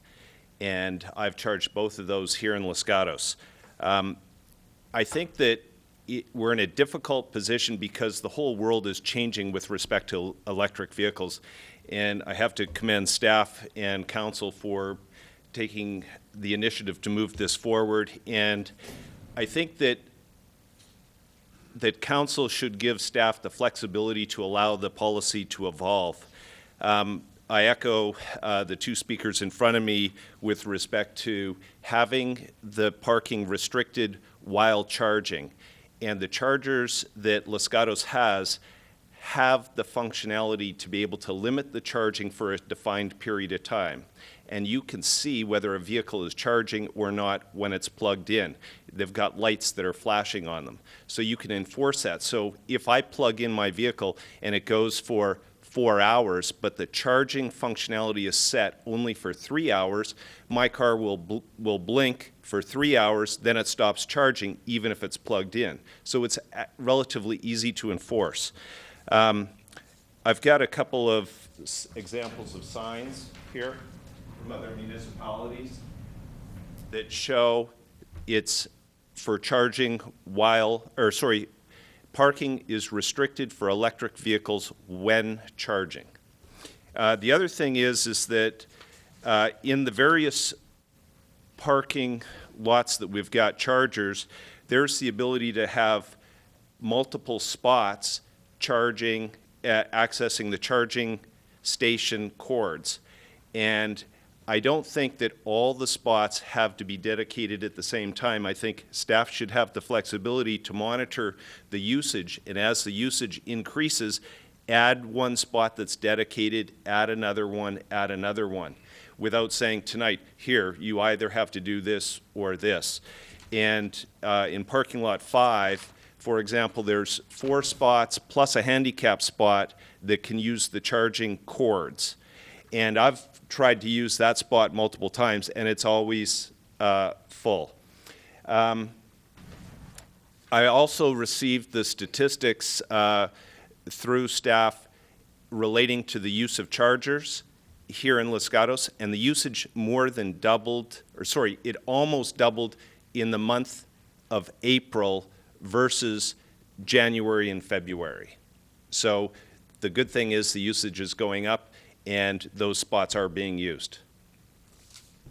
And I can give these to staff. Thank you. I have no more cards on agenda item 4.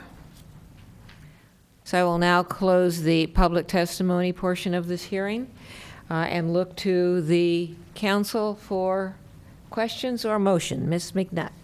Thank you, Mayor. So when I started all this, and I'm glad we did because it turned into a really good conversation, my interpretation when I read the staff report and in answer to the questions was that there was an interest of moving a 90-minute parking space to a 3, 4, 5, 6-hour parking space, and that's what I was uncomfortable with. What I have heard staff say was their intention was actually the opposite, to take an unlimited parking space, stop me if I'm wrong, take the unlimited parking space and bring it down to 3-hour so that we would have that turnover.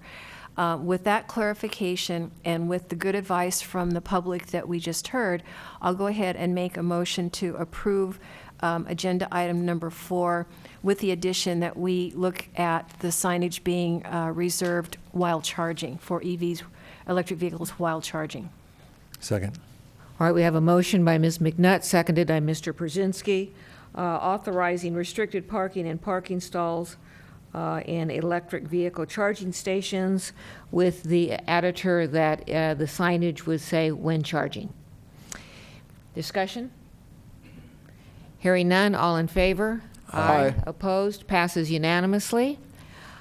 And while those speakers are leaving, I should say that all of the there were a number of items that were approved on our consent calendar and for which we will not be having testimony this evening. And one of them was agenda item 8, which is pavement rehabilitation, including Oka Road. So that matter has been approved, and there will be no more there will not be any testimony on it. All right, we are now on agenda item 5. Santa Clara Valley Water District grant application, and it's to adopt a resolution authorizing the town manager to apply for and accept grant funds. And so, first of all, I will turn to Ms. McNutt, who pulled the item, and ask her why. Thank you, Mayor. This is another one where I was just, I had some questions, and I was uncomfortable with the idea of the town applying for a grant for a project that has not gone through the public process of discussion, considering the last time we brought up a similar subject, there was quite a bit of public interest in it. So I was asking in my questions, did we have to apply for this now? What exactly does it mean? So I still need that reassurance and I'd like to hear what other council members have to say, whether anyone else is bothered by that. Staff will be addressing that? I bet you it's Mr. Caperso. It is. Thank you. It's Public Works Week after all. That is an excellent question. This is one of those situations that actually is not unlike our first grant application that we did for the initial location that was proposed for the sports park. I'm speaking of the pedestrian bridge. So sometimes in grants and trails, you can't always align the grant opportunity with the public process and the environmental review in the sequence that you would like. And we learned that lesson with our initial grant application when we attempted to construct the pedestrian bridge as part of the sports park project. And so we successfully applied for grant funding with the Santa Clara Valley Water District for a grant in the amount of approximately $300,000 that would have connected the sports park to the Los Gatos Creek Trail at a location about midway. It's located about midway in the sports park. During the community process, we found that there were several concerns expressed about that location, so we decided to not pursue the installation of a bridge at that location, and definitely not at that time.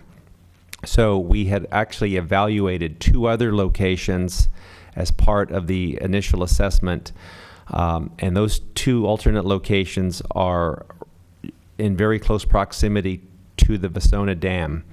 And the reason that those other 2 alignments were considered is that they would provide the opportunity to provide access not only to the sports park, but they could also enhance the accessibility to both Vasona County Park. They could take bicycles and pedestrians off of University Avenue a little bit quicker, if you will, without having to force people to go up to Lark if you're headed northbound, or up to Blossom Hill if you're headed southbound. And so we began our discussions with both the County of Santa Clara and the Santa Clara Valley Water District within the last few months with regard to those alternate alignments. Put that thought on hold for a second. We then came to the council in January and had a CIP study session to go over some potential projects for what we would build into the 5-year capital program. And although the pedestrian bridge connection certainly didn't come out as the number 1 priority out of that discussion, it was my sense that there was still council interest in evaluating that as a future project. So we then returned to our discussions with both the Water District and county parks. And as we look at either of the 2 other alignments that make the most sense, they would both cross the creek at a location which is just about at the southern edge of the sports park. So if you're going to cross the creek at that location to provide access to the sports park, but then begin to address the other accessibility issues, that how would you provide for both pedestrian and bicycle access to University, you've actually got to build another segment of trail, which would go from the creek channel up the face of the Vasona Dam up to where the maintenance gate is up at University Avenue. And so it was actually a suggestion from the Water District that, oh gee, we've got another grant cycle open right now. You've already successfully applied for a grant to construct the bridge. You may want to consider applying for another grant that would actually create the trail link from the creek channel up to University Avenue. And so that's what we've done, and now we're asking for your concurrence. We can certainly pull back the grant application anytime if this is not something that council would like us to do. But in short, we saw that as a wonderful financial opportunity. We've taken the opportunity, but we have not made any sort of commitment. And I should also add that if we perceive that when we come back to you on at the end of May with the proposed 5-year CIP, you will see a project in there where we will propose constructing that bridge, and any bridge project and any alignment will need to have its own environmental review and its own community input process. Ms. McNutt, further questions? No, just a comment that I'm not opposed to the bridge trail idea. I certainly am not opposed to getting money from somebody else to help pay for anything. My concern is, as always, we get ourselves in these predicaments where things get a little bit out of step in terms of public conversation, and then when it does come to the public, then it's like, well, the town has already made a decision, I didn't know about it, and we've heard these kinds of refrains before. So I was just trying to figure out if this was the necessary way of scheduling this to prevent yet another special meeting at some point in the future. I have one left this year. Mr. Capurso, what I hear you saying is that there was a reason that you're applying for the grant now, but it doesn't commit the town to any specific project. That is absolutely correct.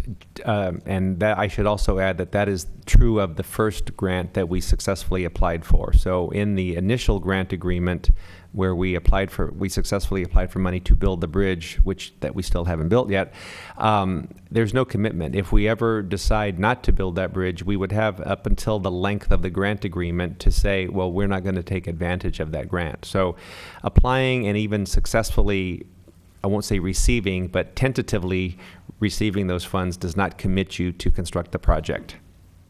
Further questions? Mr. Vice Mayor. Thank you, Mayor Spector. Regarding what Mr. Capurso just said, so it sounds like there is a possible expiration date on the grant. Is that correct? That is correct. Our initial grant application, and I'm keep going back to that first one, has an expiration date of 2015. Okay. And this second grant that we are now applying for actually has a date, I want to say 2016. But in our conversations with the Water District, if we can successfully combine this into one trail segment project, they've already given us the indication that we could go back and renegotiate the first one, combine it with the second one, and it would essentially become one single project and one single grant agreement, if we get to that point. Mr. Vice Mayor? So a follow-up question. I believe the amount of the first grant was $250,000. Is that correct? It's probably in the high. It's right around. It's almost 300,000. Okay. And this additional grant would be an additional 300,000 for a total of almost 600,000. Is that correct? You are correct. Okay. Thank you. Ms. Jensen. My question was similar to Councilwoman McNutt's, but I'm just going to give you my understanding and ask you a follow-up question. I was concerned that we were being asked to retroactively approve something that had been done, that the town had applied for a grant. We could apply based upon getting the town council approval. So we're really retroactively kind of stamping something that already happened. So I was a little concerned about that and wanted to know why we did that, but I think you sort of explained that. And my next question is just how the grant process works. Am I to understand that unless and until the town actually pulls permits or does whatever and approves a particular project for which it has received funds or has received a commitment to get funds, that it doesn't get funds such that the town is not going to be in the position of sending money back if a project doesn't happen? That's exactly right. There's no real exchange of money until we would construct the project. And this grant, like most other grants, are done on a reimbursable basis. So we wouldn't construct a project not without having a grant agreement in place. But yet, if we don't construct the project, we're not sending money back to anybody because they never came our way to begin with. Mr. Brzezinski. Thank you. Just to clarify, so this combination of grants, Mr. Capurso, actually buys us the bridge and the trail and a connection to university? Not quite, and I need to go back and correct something that in my answer to the Vice Mayor. I'm going to go back to this Phase 1 project that I keep referring to. That project was defined as being a roughly $600,000 project, and we had committed $300,000 of that, and I use the term committed loosely because it's in it's the remainder of the sports park budget, and we use that as a match to apply for the other 300 that we have already been approved for. The second segment of this is another $300,000 project, but the grant we're applying for $150,000. So that would bring $450,000 of water district money to the table. We have not yet identified our match for that portion, and that would be dependent on the actual scope of the project, environmental review, and where we stand with our capital program going into 13-14. We do have funds that we can allocate toward that, and we had a discussion with council back in January about what some of the potential uses of our park funds and other capital funds would be. So we haven't dialed that one in yet. So in essence, we've told the water district that if we are funded, the town would have to fund essentially another $150,000, because that's the grant application it's basically a 50-50. So we'd have essentially a $900,000 project that $450,000 of the total would come to us from the two grants. Okay. If I might. Yes, Mr. Brzezinski. But we may come to the conclusion that a $900,000 bridge over the dam isn't exactly what we want to spend our money on. And so if we come to that conclusion after we have started the process, then are we at any risk of loss of town funds? The only potential for loss would be the initial investments that we would do in terms of staff resources to talk to the community, and if we perform any level of environmental review, which we would probably be on our dime. And so if we get to the point where either the council decides not to fund the project, in which case we wouldn't do either of those two steps, but that's performing those two steps would be the highest level of risk that we would have. So in essence, we'd hold at least one, possibly several community meetings and do some lower level of environmental review. And I'm not talking a full environmental assessment, but at that point is when we would have to, that would probably be our decision point. It would be before we spent any real money in terms of engineering or design. It would be more of a function of, is this alignment something the community wants, and is it environmentally feasible? So that would be our only risk. All right, yeah, I appreciate that. And have you established a time frame within which we might optimally be able to do what we're saying with this project, ballpark?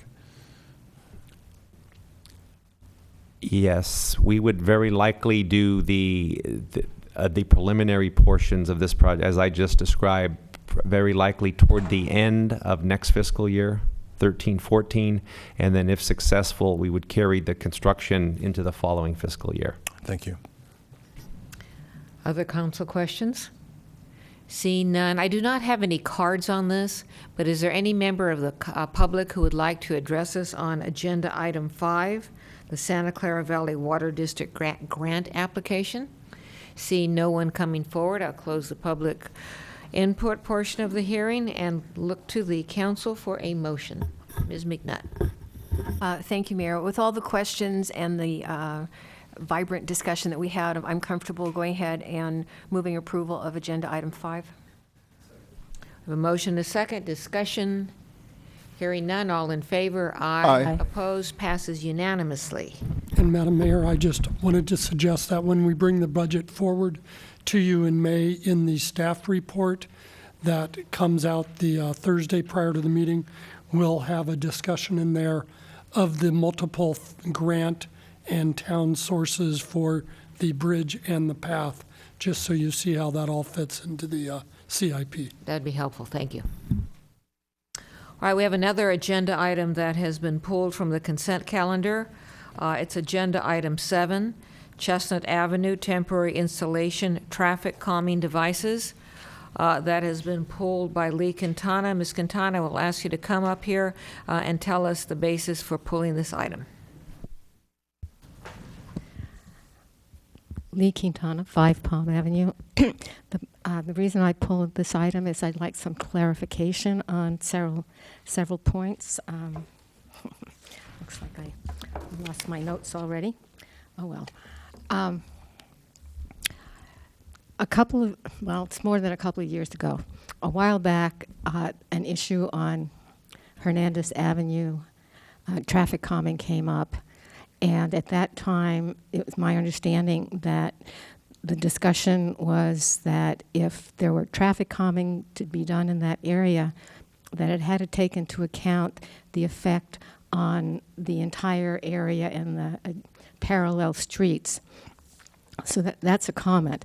My questions are, this says Chestnut Avenue area traffic calming. What is the Chestnut area neighborhood? Because I live just 2 blocks from it, and I was not notified of any meetings regarding this, nor were any of the neighbors that I talked to. And the second clarification that I'd like is exactly where the calming measure is going in. And I then add a comment that without having surveyed the traffic in the surrounding area, how will you be able to know at the end of a year that it hasn't shifted traffic from one street to another street? And does it need to have an area-wide measure? Thank you. I don't have any other cards on this item. Does anyone wish to address us? Seeing no one coming forward, I'll close the public input portion of this hearing. Turn to staff to see if there's anything that you need to add or would like to add. Yes, certainly would be happy to. For traffic calming projects, we refer to the town's traffic calming policy. And in the policy, there is certainly a statement that says that all affected streets will be evaluated. And it doesn't tell you specifically what that means. But in our experience, what we have found is that installation of speed humps and stop signs do not divert traffic. They slow traffic down. They basically do what we intend for them to do. But when we consider other options that may divert traffic, we certainly expand the definition of an expanded area. So over the last several years, we've done a number of traffic calming projects. We do 2 to 3 per year. And once we know that the street segment qualifies, we then pull together the immediate neighborhood. And the immediate neighborhood is usually initially identified as the segment of street, all residents that live on the segment of street that brought the petition forward. And if we find that the issues, if it's a speeding issue, not necessarily a volume issue, but a speeding issue, can be addressed with something like a speed hump, we would not expand our area of that we would notice invite to a public forum.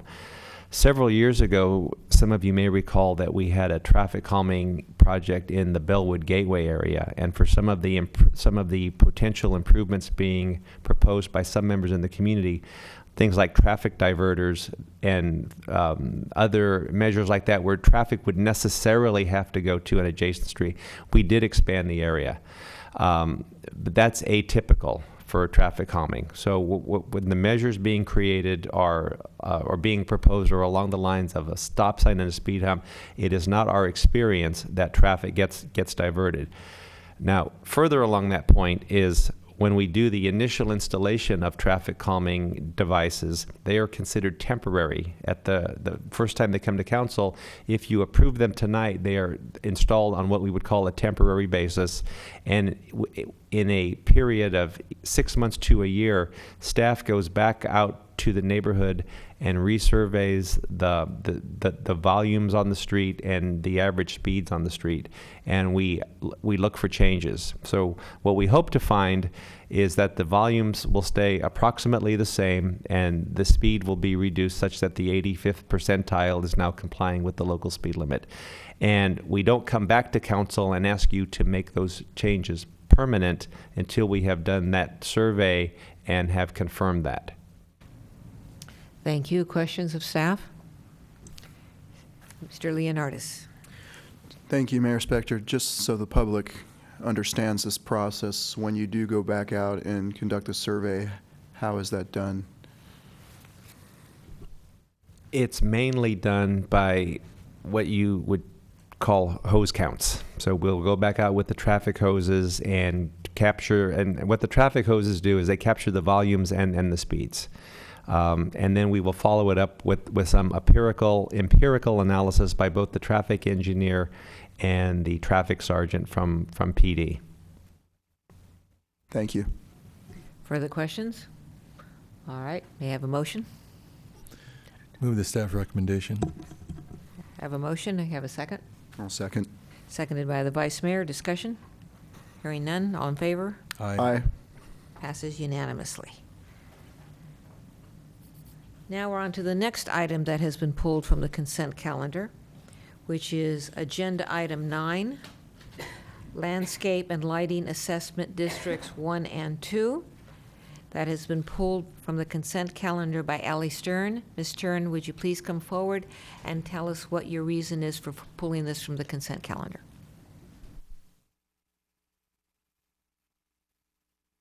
Okay, I hope that I've done the correct thing by pulling it, because I really came here tonight to tell you that PG&E, the substation that was installed some years ago, has been neglected to live up to their stipulation and promise that after they installed the substation, they would put in trees, tall trees that would hide the installation from the street.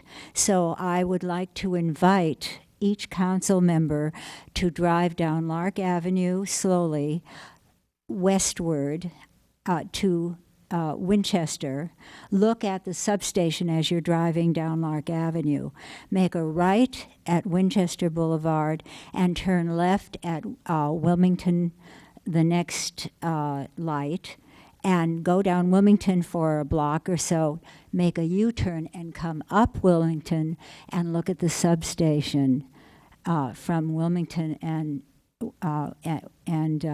Wimbledon and Winchester. Make a left at Winchester, take a look at the substation driving down Winchester, and see they have not lived up to their bargain. You see the substation. I was in the original committee trying to stop the substation coming in, but PG&E is very clever. They know how to get their way when they want it, and that's what the stipulation became. So forgive me if I put this in the wrong place, but it was a member of landscaping. It's not the town's responsibility to landscape it. It is PG&E's responsibility to put in the landscaping, and I would like someone to police this and make sure that they are living up to their bargain. Thank you. Thank you.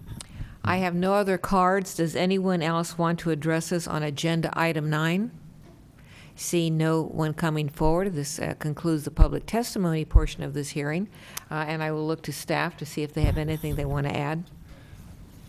It appears that the inquiry is not directly related to the immediate action before you, but staff will follow up with Ms. Stern and visit the substation, and if appropriate, have a follow-up discussion with PG&E.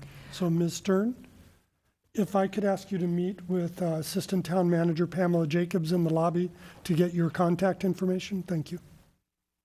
Thank you. Other questions of staff? Seeing none, Mr. Brzezinski? I'll move the recommended action.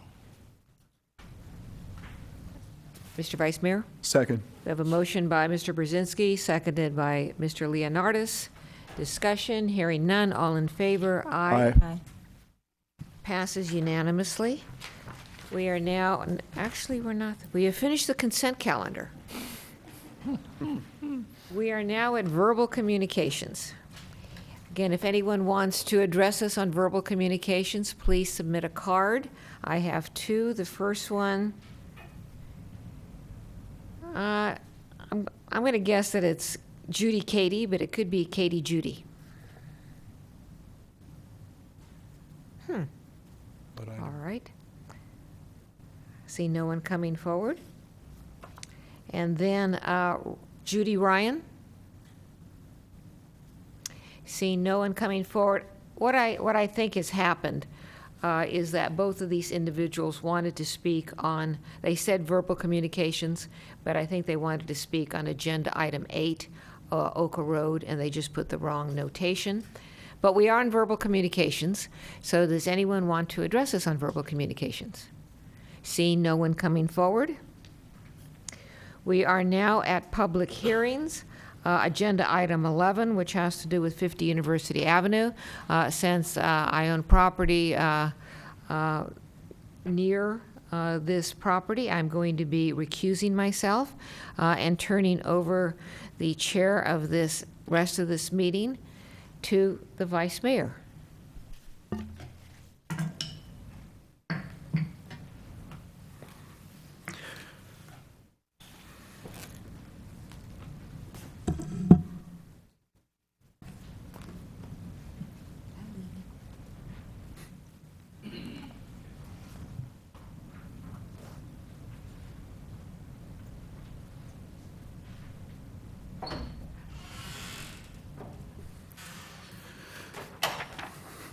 So as previously stated, we will be opening this is for item number 11. It's a conditional use permit appeal of a planning commission decision which denied the approval of a formula retail store, Lucy, in a commercial space previously occupied by a formula retail bookstore, Borders, on property zoned C2, LHPD P. So do we have a staff report? Yes, Vice Mayor. Erwin Ordonia, Senior Planner. The applicant is asking council to grant an appeal of the Planning Commission action to deny a request for conditional use permit, as you've noted, to allow a women's athletic apparel formula retail store in a portion of the vacant Borders bookstore in Old Town. Since November 2002, the town has required a conditional use permit for formula retail uses with 7 or more locations. The Lucy retail store is proposing to occupy approximately 2,200 square feet of the ground floor of the former bookstore that was also considered as formula retail use. No exterior changes are proposed except for signs, which will be consistent with the sign program for Old Town. The applicant is proposing hours of operation and delivery that are consistent with the other businesses in the center. On March 27th, the Planning Commission heard the appellant's application for the conditional use permit and deadlocked 2-2, with 2 recusals and 1 member absent. As a result of the deadlock, the conditional use permit application was denied for lack of votes for approval. The issues for the Commission with the application were the lack or were the overconcentration of formula retail in Old Town and the lack of retail diversity since the majority of tenants are women's apparel related. The basis of the appellant's appeal is that the Commission erred or abused its discretion because its action resulted in a non-decision to approve or deny due to the tied vote, and that the public comment period during the hearing may have been closed prematurely because the Commission's concerns were only raised after the comment period was closed by the chair.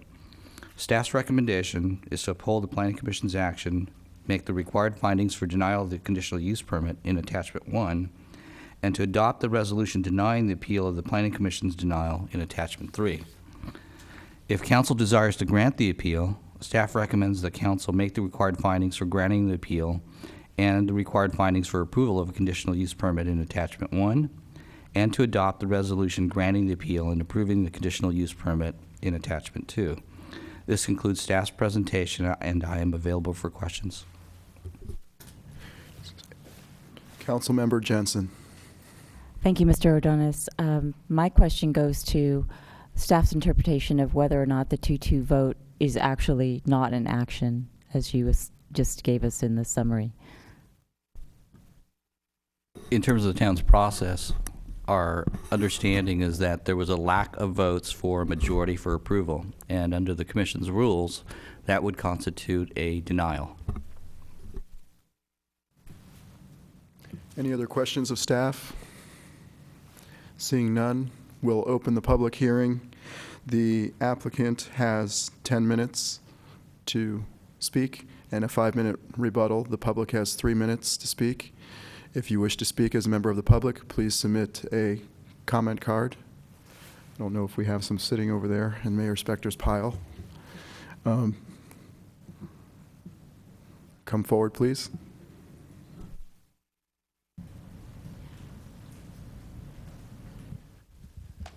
So, good evening, Vice Mayor and Council. My name is Mark Bryden, and I'm the president of Lucy Activewear. And along with Dawn Desi and Brian Learn, as well as our partners from Federal Realty, glad to have this chance to speak to the council tonight. Lucy's a premium women's activewear company based across the bay in Alameda, California.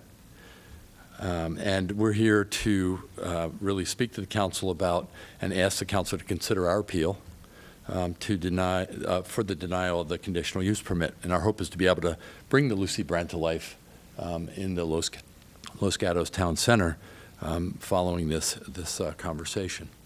Our internal culture reflects the purpose, and our products are designed and produced by a team of people, mostly women, who live a fit and active life. We're the premium women's activewear brand, and our purpose is to encourage and engage with consumers who celebrate a fit and healthy life.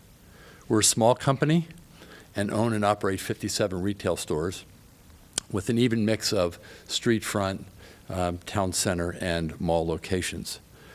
We also operate our e-commerce site and are beginning to forge relationships with premium sporting goods and department store wholesalers as well.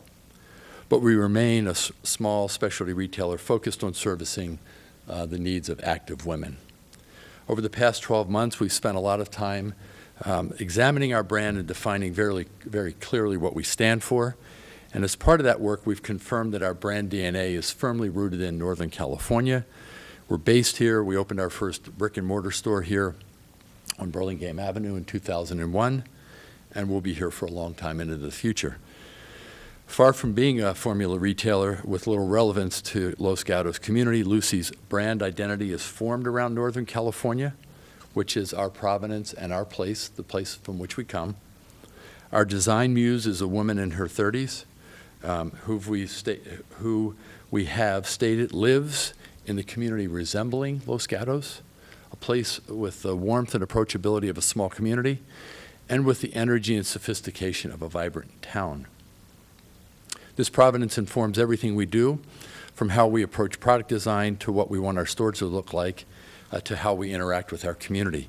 We chose Los Gatos as the first location in Northern California to represent our new store design, which we're bringing to life, inspired by our muse's Northern California home, a space with character and charm that is also pulsing with a modern energy.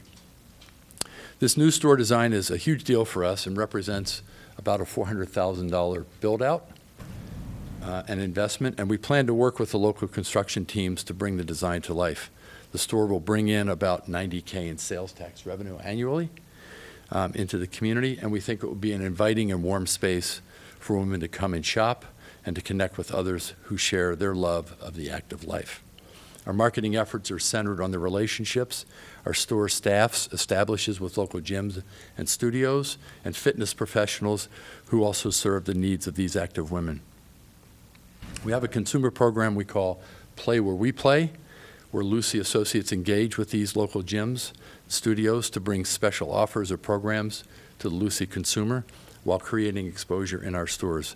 And we found that these relationships benefit all. The Lucy customer has information about what's being offered in the community, and she has special opportunities to try out new workouts with the gyms and studios around which she's associated.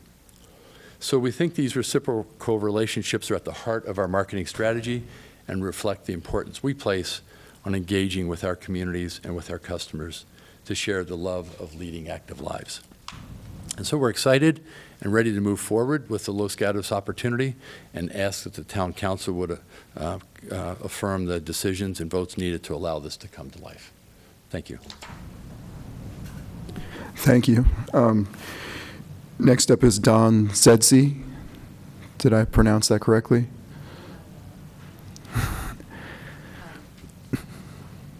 Vice Mayor Leonardis, members of council, members of the community. My name is Dawn Desi, and I'm the Director of Brand Marketing at Lucy Activewear. And I'd like to take this opportunity to just add a couple of points to Mr. Bryden's comments and just suggest that why Lucy is a good fit for the Los Gatos Downtown Center. Mark talked about how our brand is rooted in a place very much like Los Gatos, and I would add that our target customer is also a reflection of the Los Gatos resident. Basic demographics suggest that more than 71% of households in Los Gatos zip codes reflect our customer profile in basic things like age, household income, education level. But more importantly, in our consideration, is the way of life. Los Gatos boasts a very engaged citizen base that's highly participatory, and this is a key attribute of our consumer target. She's active, for one, because it keeps her healthy and fit, but also because it allows her to be more of herself, to have the energy to fully engage in life and fully participate with her family, friends, and community. We've done a considerable amount of work to try and understand our target customer and what she's looking for in an activewear brand. And we've consistently heard from our target customer that she's looking for a brand that she can trust and that shares her values, which is why I think Los Gatos and Lucy are a natural fit. We're not a brand that tells you what activity you should be doing or how well you should be doing it. We are a brand that invites you to engage with us and share the fit and active life that we love. And our stores promote a positive interaction among women about all kinds of activities according to each woman's passion and her ability. And our customer data tell us that there are a considerable number of Los Gatos residents that are driving to Santana Row to shop in our store there.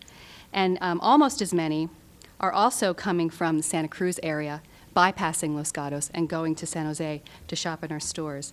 And we think these are desirable customers for the Los Gatos Town Center who we are currently serving in another town, and we'd like to serve in Los Gatos. Thank you.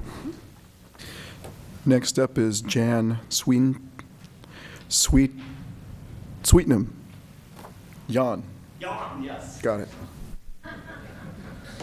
Good evening. My name is Jan Sweetenham. I'm the Western Region COO for Fed Realty, the owner of SRI Old Town and Old Town Center.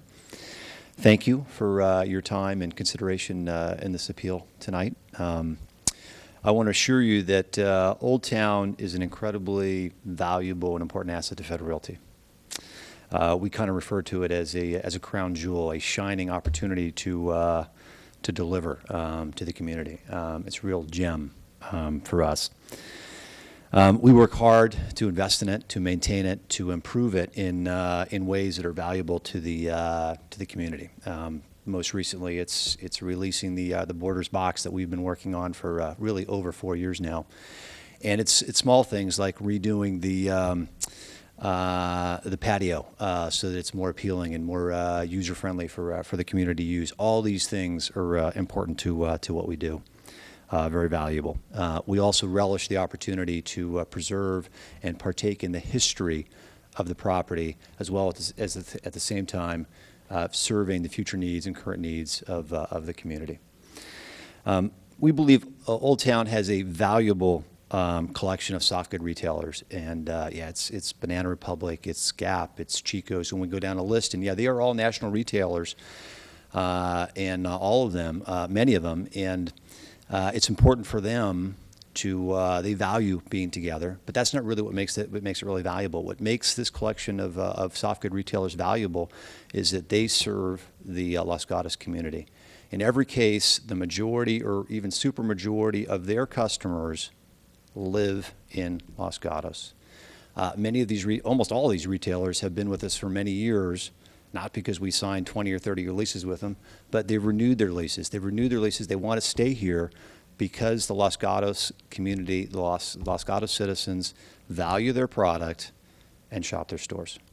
And we think that's very important. It is a very important opportunity to keep the Los Gatos community shopping in downtown Los Gatos, not bypassing us and going to other opportunities to shop somewhere else. And when they come into Old Town and shop, they then have the opportunity to enjoy everything that downtown has to offer. We're terribly excited to bring Lucy in if we can. We think that they would be a great complement to our current set of retailers. And another really important reason, another great product that will bring Los Gatos into downtown. I will add that Mark's description of the customer fits my wife perfectly. Though she's no longer 30, she acts and feels like she does. And I shop there twice a year on Mother's Day and for her birthday.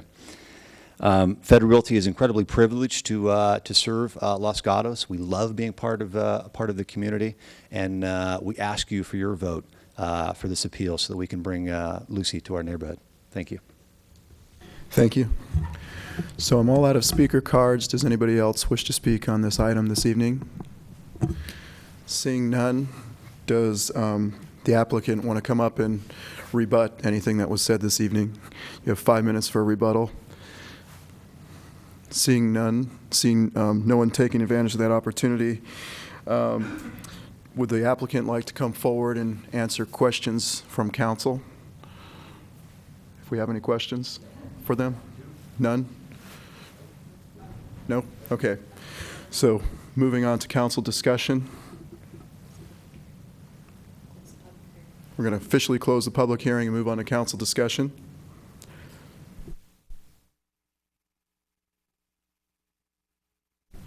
Councilmember Jensen. Thank you, Mr. Vice Mayor. I wanted to just ask a question of staff, Mr. Ordonez. I was looking back at the Planning Commission report and also the report we got for this evening, and I don't actually see the formula retail ordinance, but everything in the report indicates that the formula retail ordinance obviously applies. So then I was looking at page, 2 of the staff report for the Planning Commission, which goes through findings that would be required to approve the conditional use permit, and they are in parentheses 2, 3, and 4. That regarding detracting from the existing balance and diversity, etc. And I, with my familiarity with the formula retail ordinance, I'm thinking that those are just extracted from the ordinance. Is that correct? Those findings? Because I know that the ordinance requires sort of negative findings.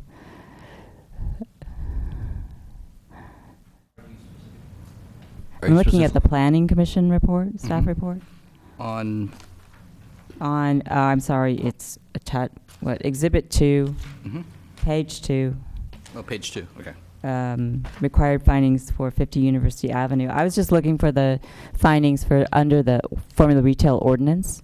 So when I looked at findings on Exhibit 2 to the Planning Commission report, on page 2, I'm seeing paragraph 2, 3, and 4, and they're talking about a use that detracts from the existing balance and diversity of businesses in the commercial district, creating an overconcentration of similar types of businesses, detracting from the existing land use mix and high urban design standards. Have you found what I'm talking about? I think those track the language in the formula retail ordinance. I just want to make sure. That's correct. Okay, thanks. That's what I wanted to ask. Councilmember McNutt. Thank you, Vice Mayor. This seems really straightforward to me. We've had these situations before where we've had a formula business leave and another formula come in. We keep a very close balance on formula versus independent. This is not upsetting that balance. It's a trade-off, 1 for 1. And I also, we've talked about this in the past also, that I do not feel that it is our role as a town to say there are too many women's clothing stores, too many yogurt shops. That's for the marketplace to decide. When we talk about diversity, we're talking about diversity of restaurants and versus retail, or personal service businesses versus financial institutions. So given that, as I said, I do believe that it is straightforward in terms of granting the appeal, and I would do it on the basis of not a mistake on the part of Planning Commission, since it was 2-2, it was kind of a non-decision. But I do think that it's a policy decision in that we are interpreting potentially tonight for the Planning Commission and reaffirming to the community our feelings about maintaining that balance of formula and independent, and also clarifying what diversification means. And it doesn't mean trying to be a shopping center manager. So given that, I'm going to make a motion to grant the appeal. The required findings are in Attachment 1, and the conditional use permit is in Attachment 2, I believe, although I think it says 4 in there, but it's Attachment 2, correct? There's findings in 1, and I believe the resolution is in 2. In 2. Yes. Okay. And with attachment 4 with the conditions of approval. Yes, thank you. So we have a motion. Do we have a second? Second. Councilmember Jensen? I'm going to be supporting the motion, and for my former colleagues on the Planning Commission, I want to explain a little bit why. It was an unusual decision in that many of the planning commissioners were forced to be recused based upon the location of the residence. So we really had a 2-2 split. Ironically, 2 men voted against it and 2 women voted for it. I thought that was interesting.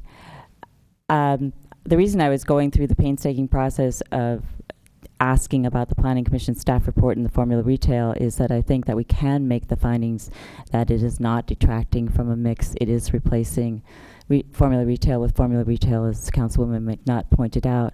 I also think in the pantheon of the discussion of, well, it's women's clothes, I'm familiar with the brand. There's women's clothes and there's women's clothes. This is a workout clothes, which is different than Chico's. It's different than whatever. So I don't think we're actually creating, and it's also different than Anthropologie. So we're not creating the same business over and over again. I actually think we are offering a more diverse product. So that's why I'm willing to make a policy decision different than what the Planning Commission did and explain my reasons why. Councilmember Brzezinski. I'm glad Councilwoman explained the 2-2 split based on gender. I too noticed that, and I thought also that that it was somewhat ostentatious, shall we say, on the part of the 2 members of the commission who voted in opposition to define what would be a good product there. One of the individuals indicated he'd only go across the street to California Cafe now, since there's no other place to go. At the same time, I absolutely agree with Councilmember Jensen's analysis of the ordinance language related to the diversification of our formula versus independent mix. We've been really good at maintaining that 80-20 split approximately, 80% given to independent. And that's why the downtown is so vibrant. That's why we have been able to sustain ourselves in contrast to so many of the downtown communities that have not been able to prevent wholesale inclusion of formula retail.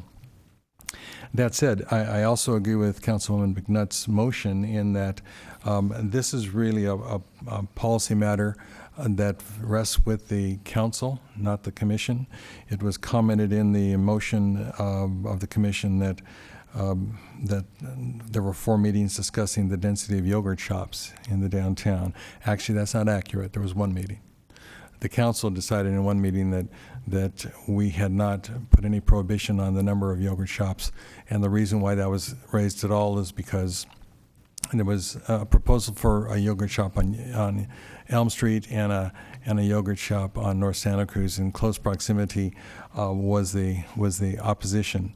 But the council decided that we're not making that judgment. We will make judgments on certain uses if they seem like they are impacting the real mix. We did that with personal service businesses. So that said, this really was not an issue, I think, that was that difficult to understand from the council's perspective, and so I will be also in agreement with the motion. Thank you. Any other comments from council? We have a motion, we have a second. So I call the question. All those in favor? Aye. Aye. Opposed? None. Passes unanimously. And that's it for us this evening. This meeting's adjourned.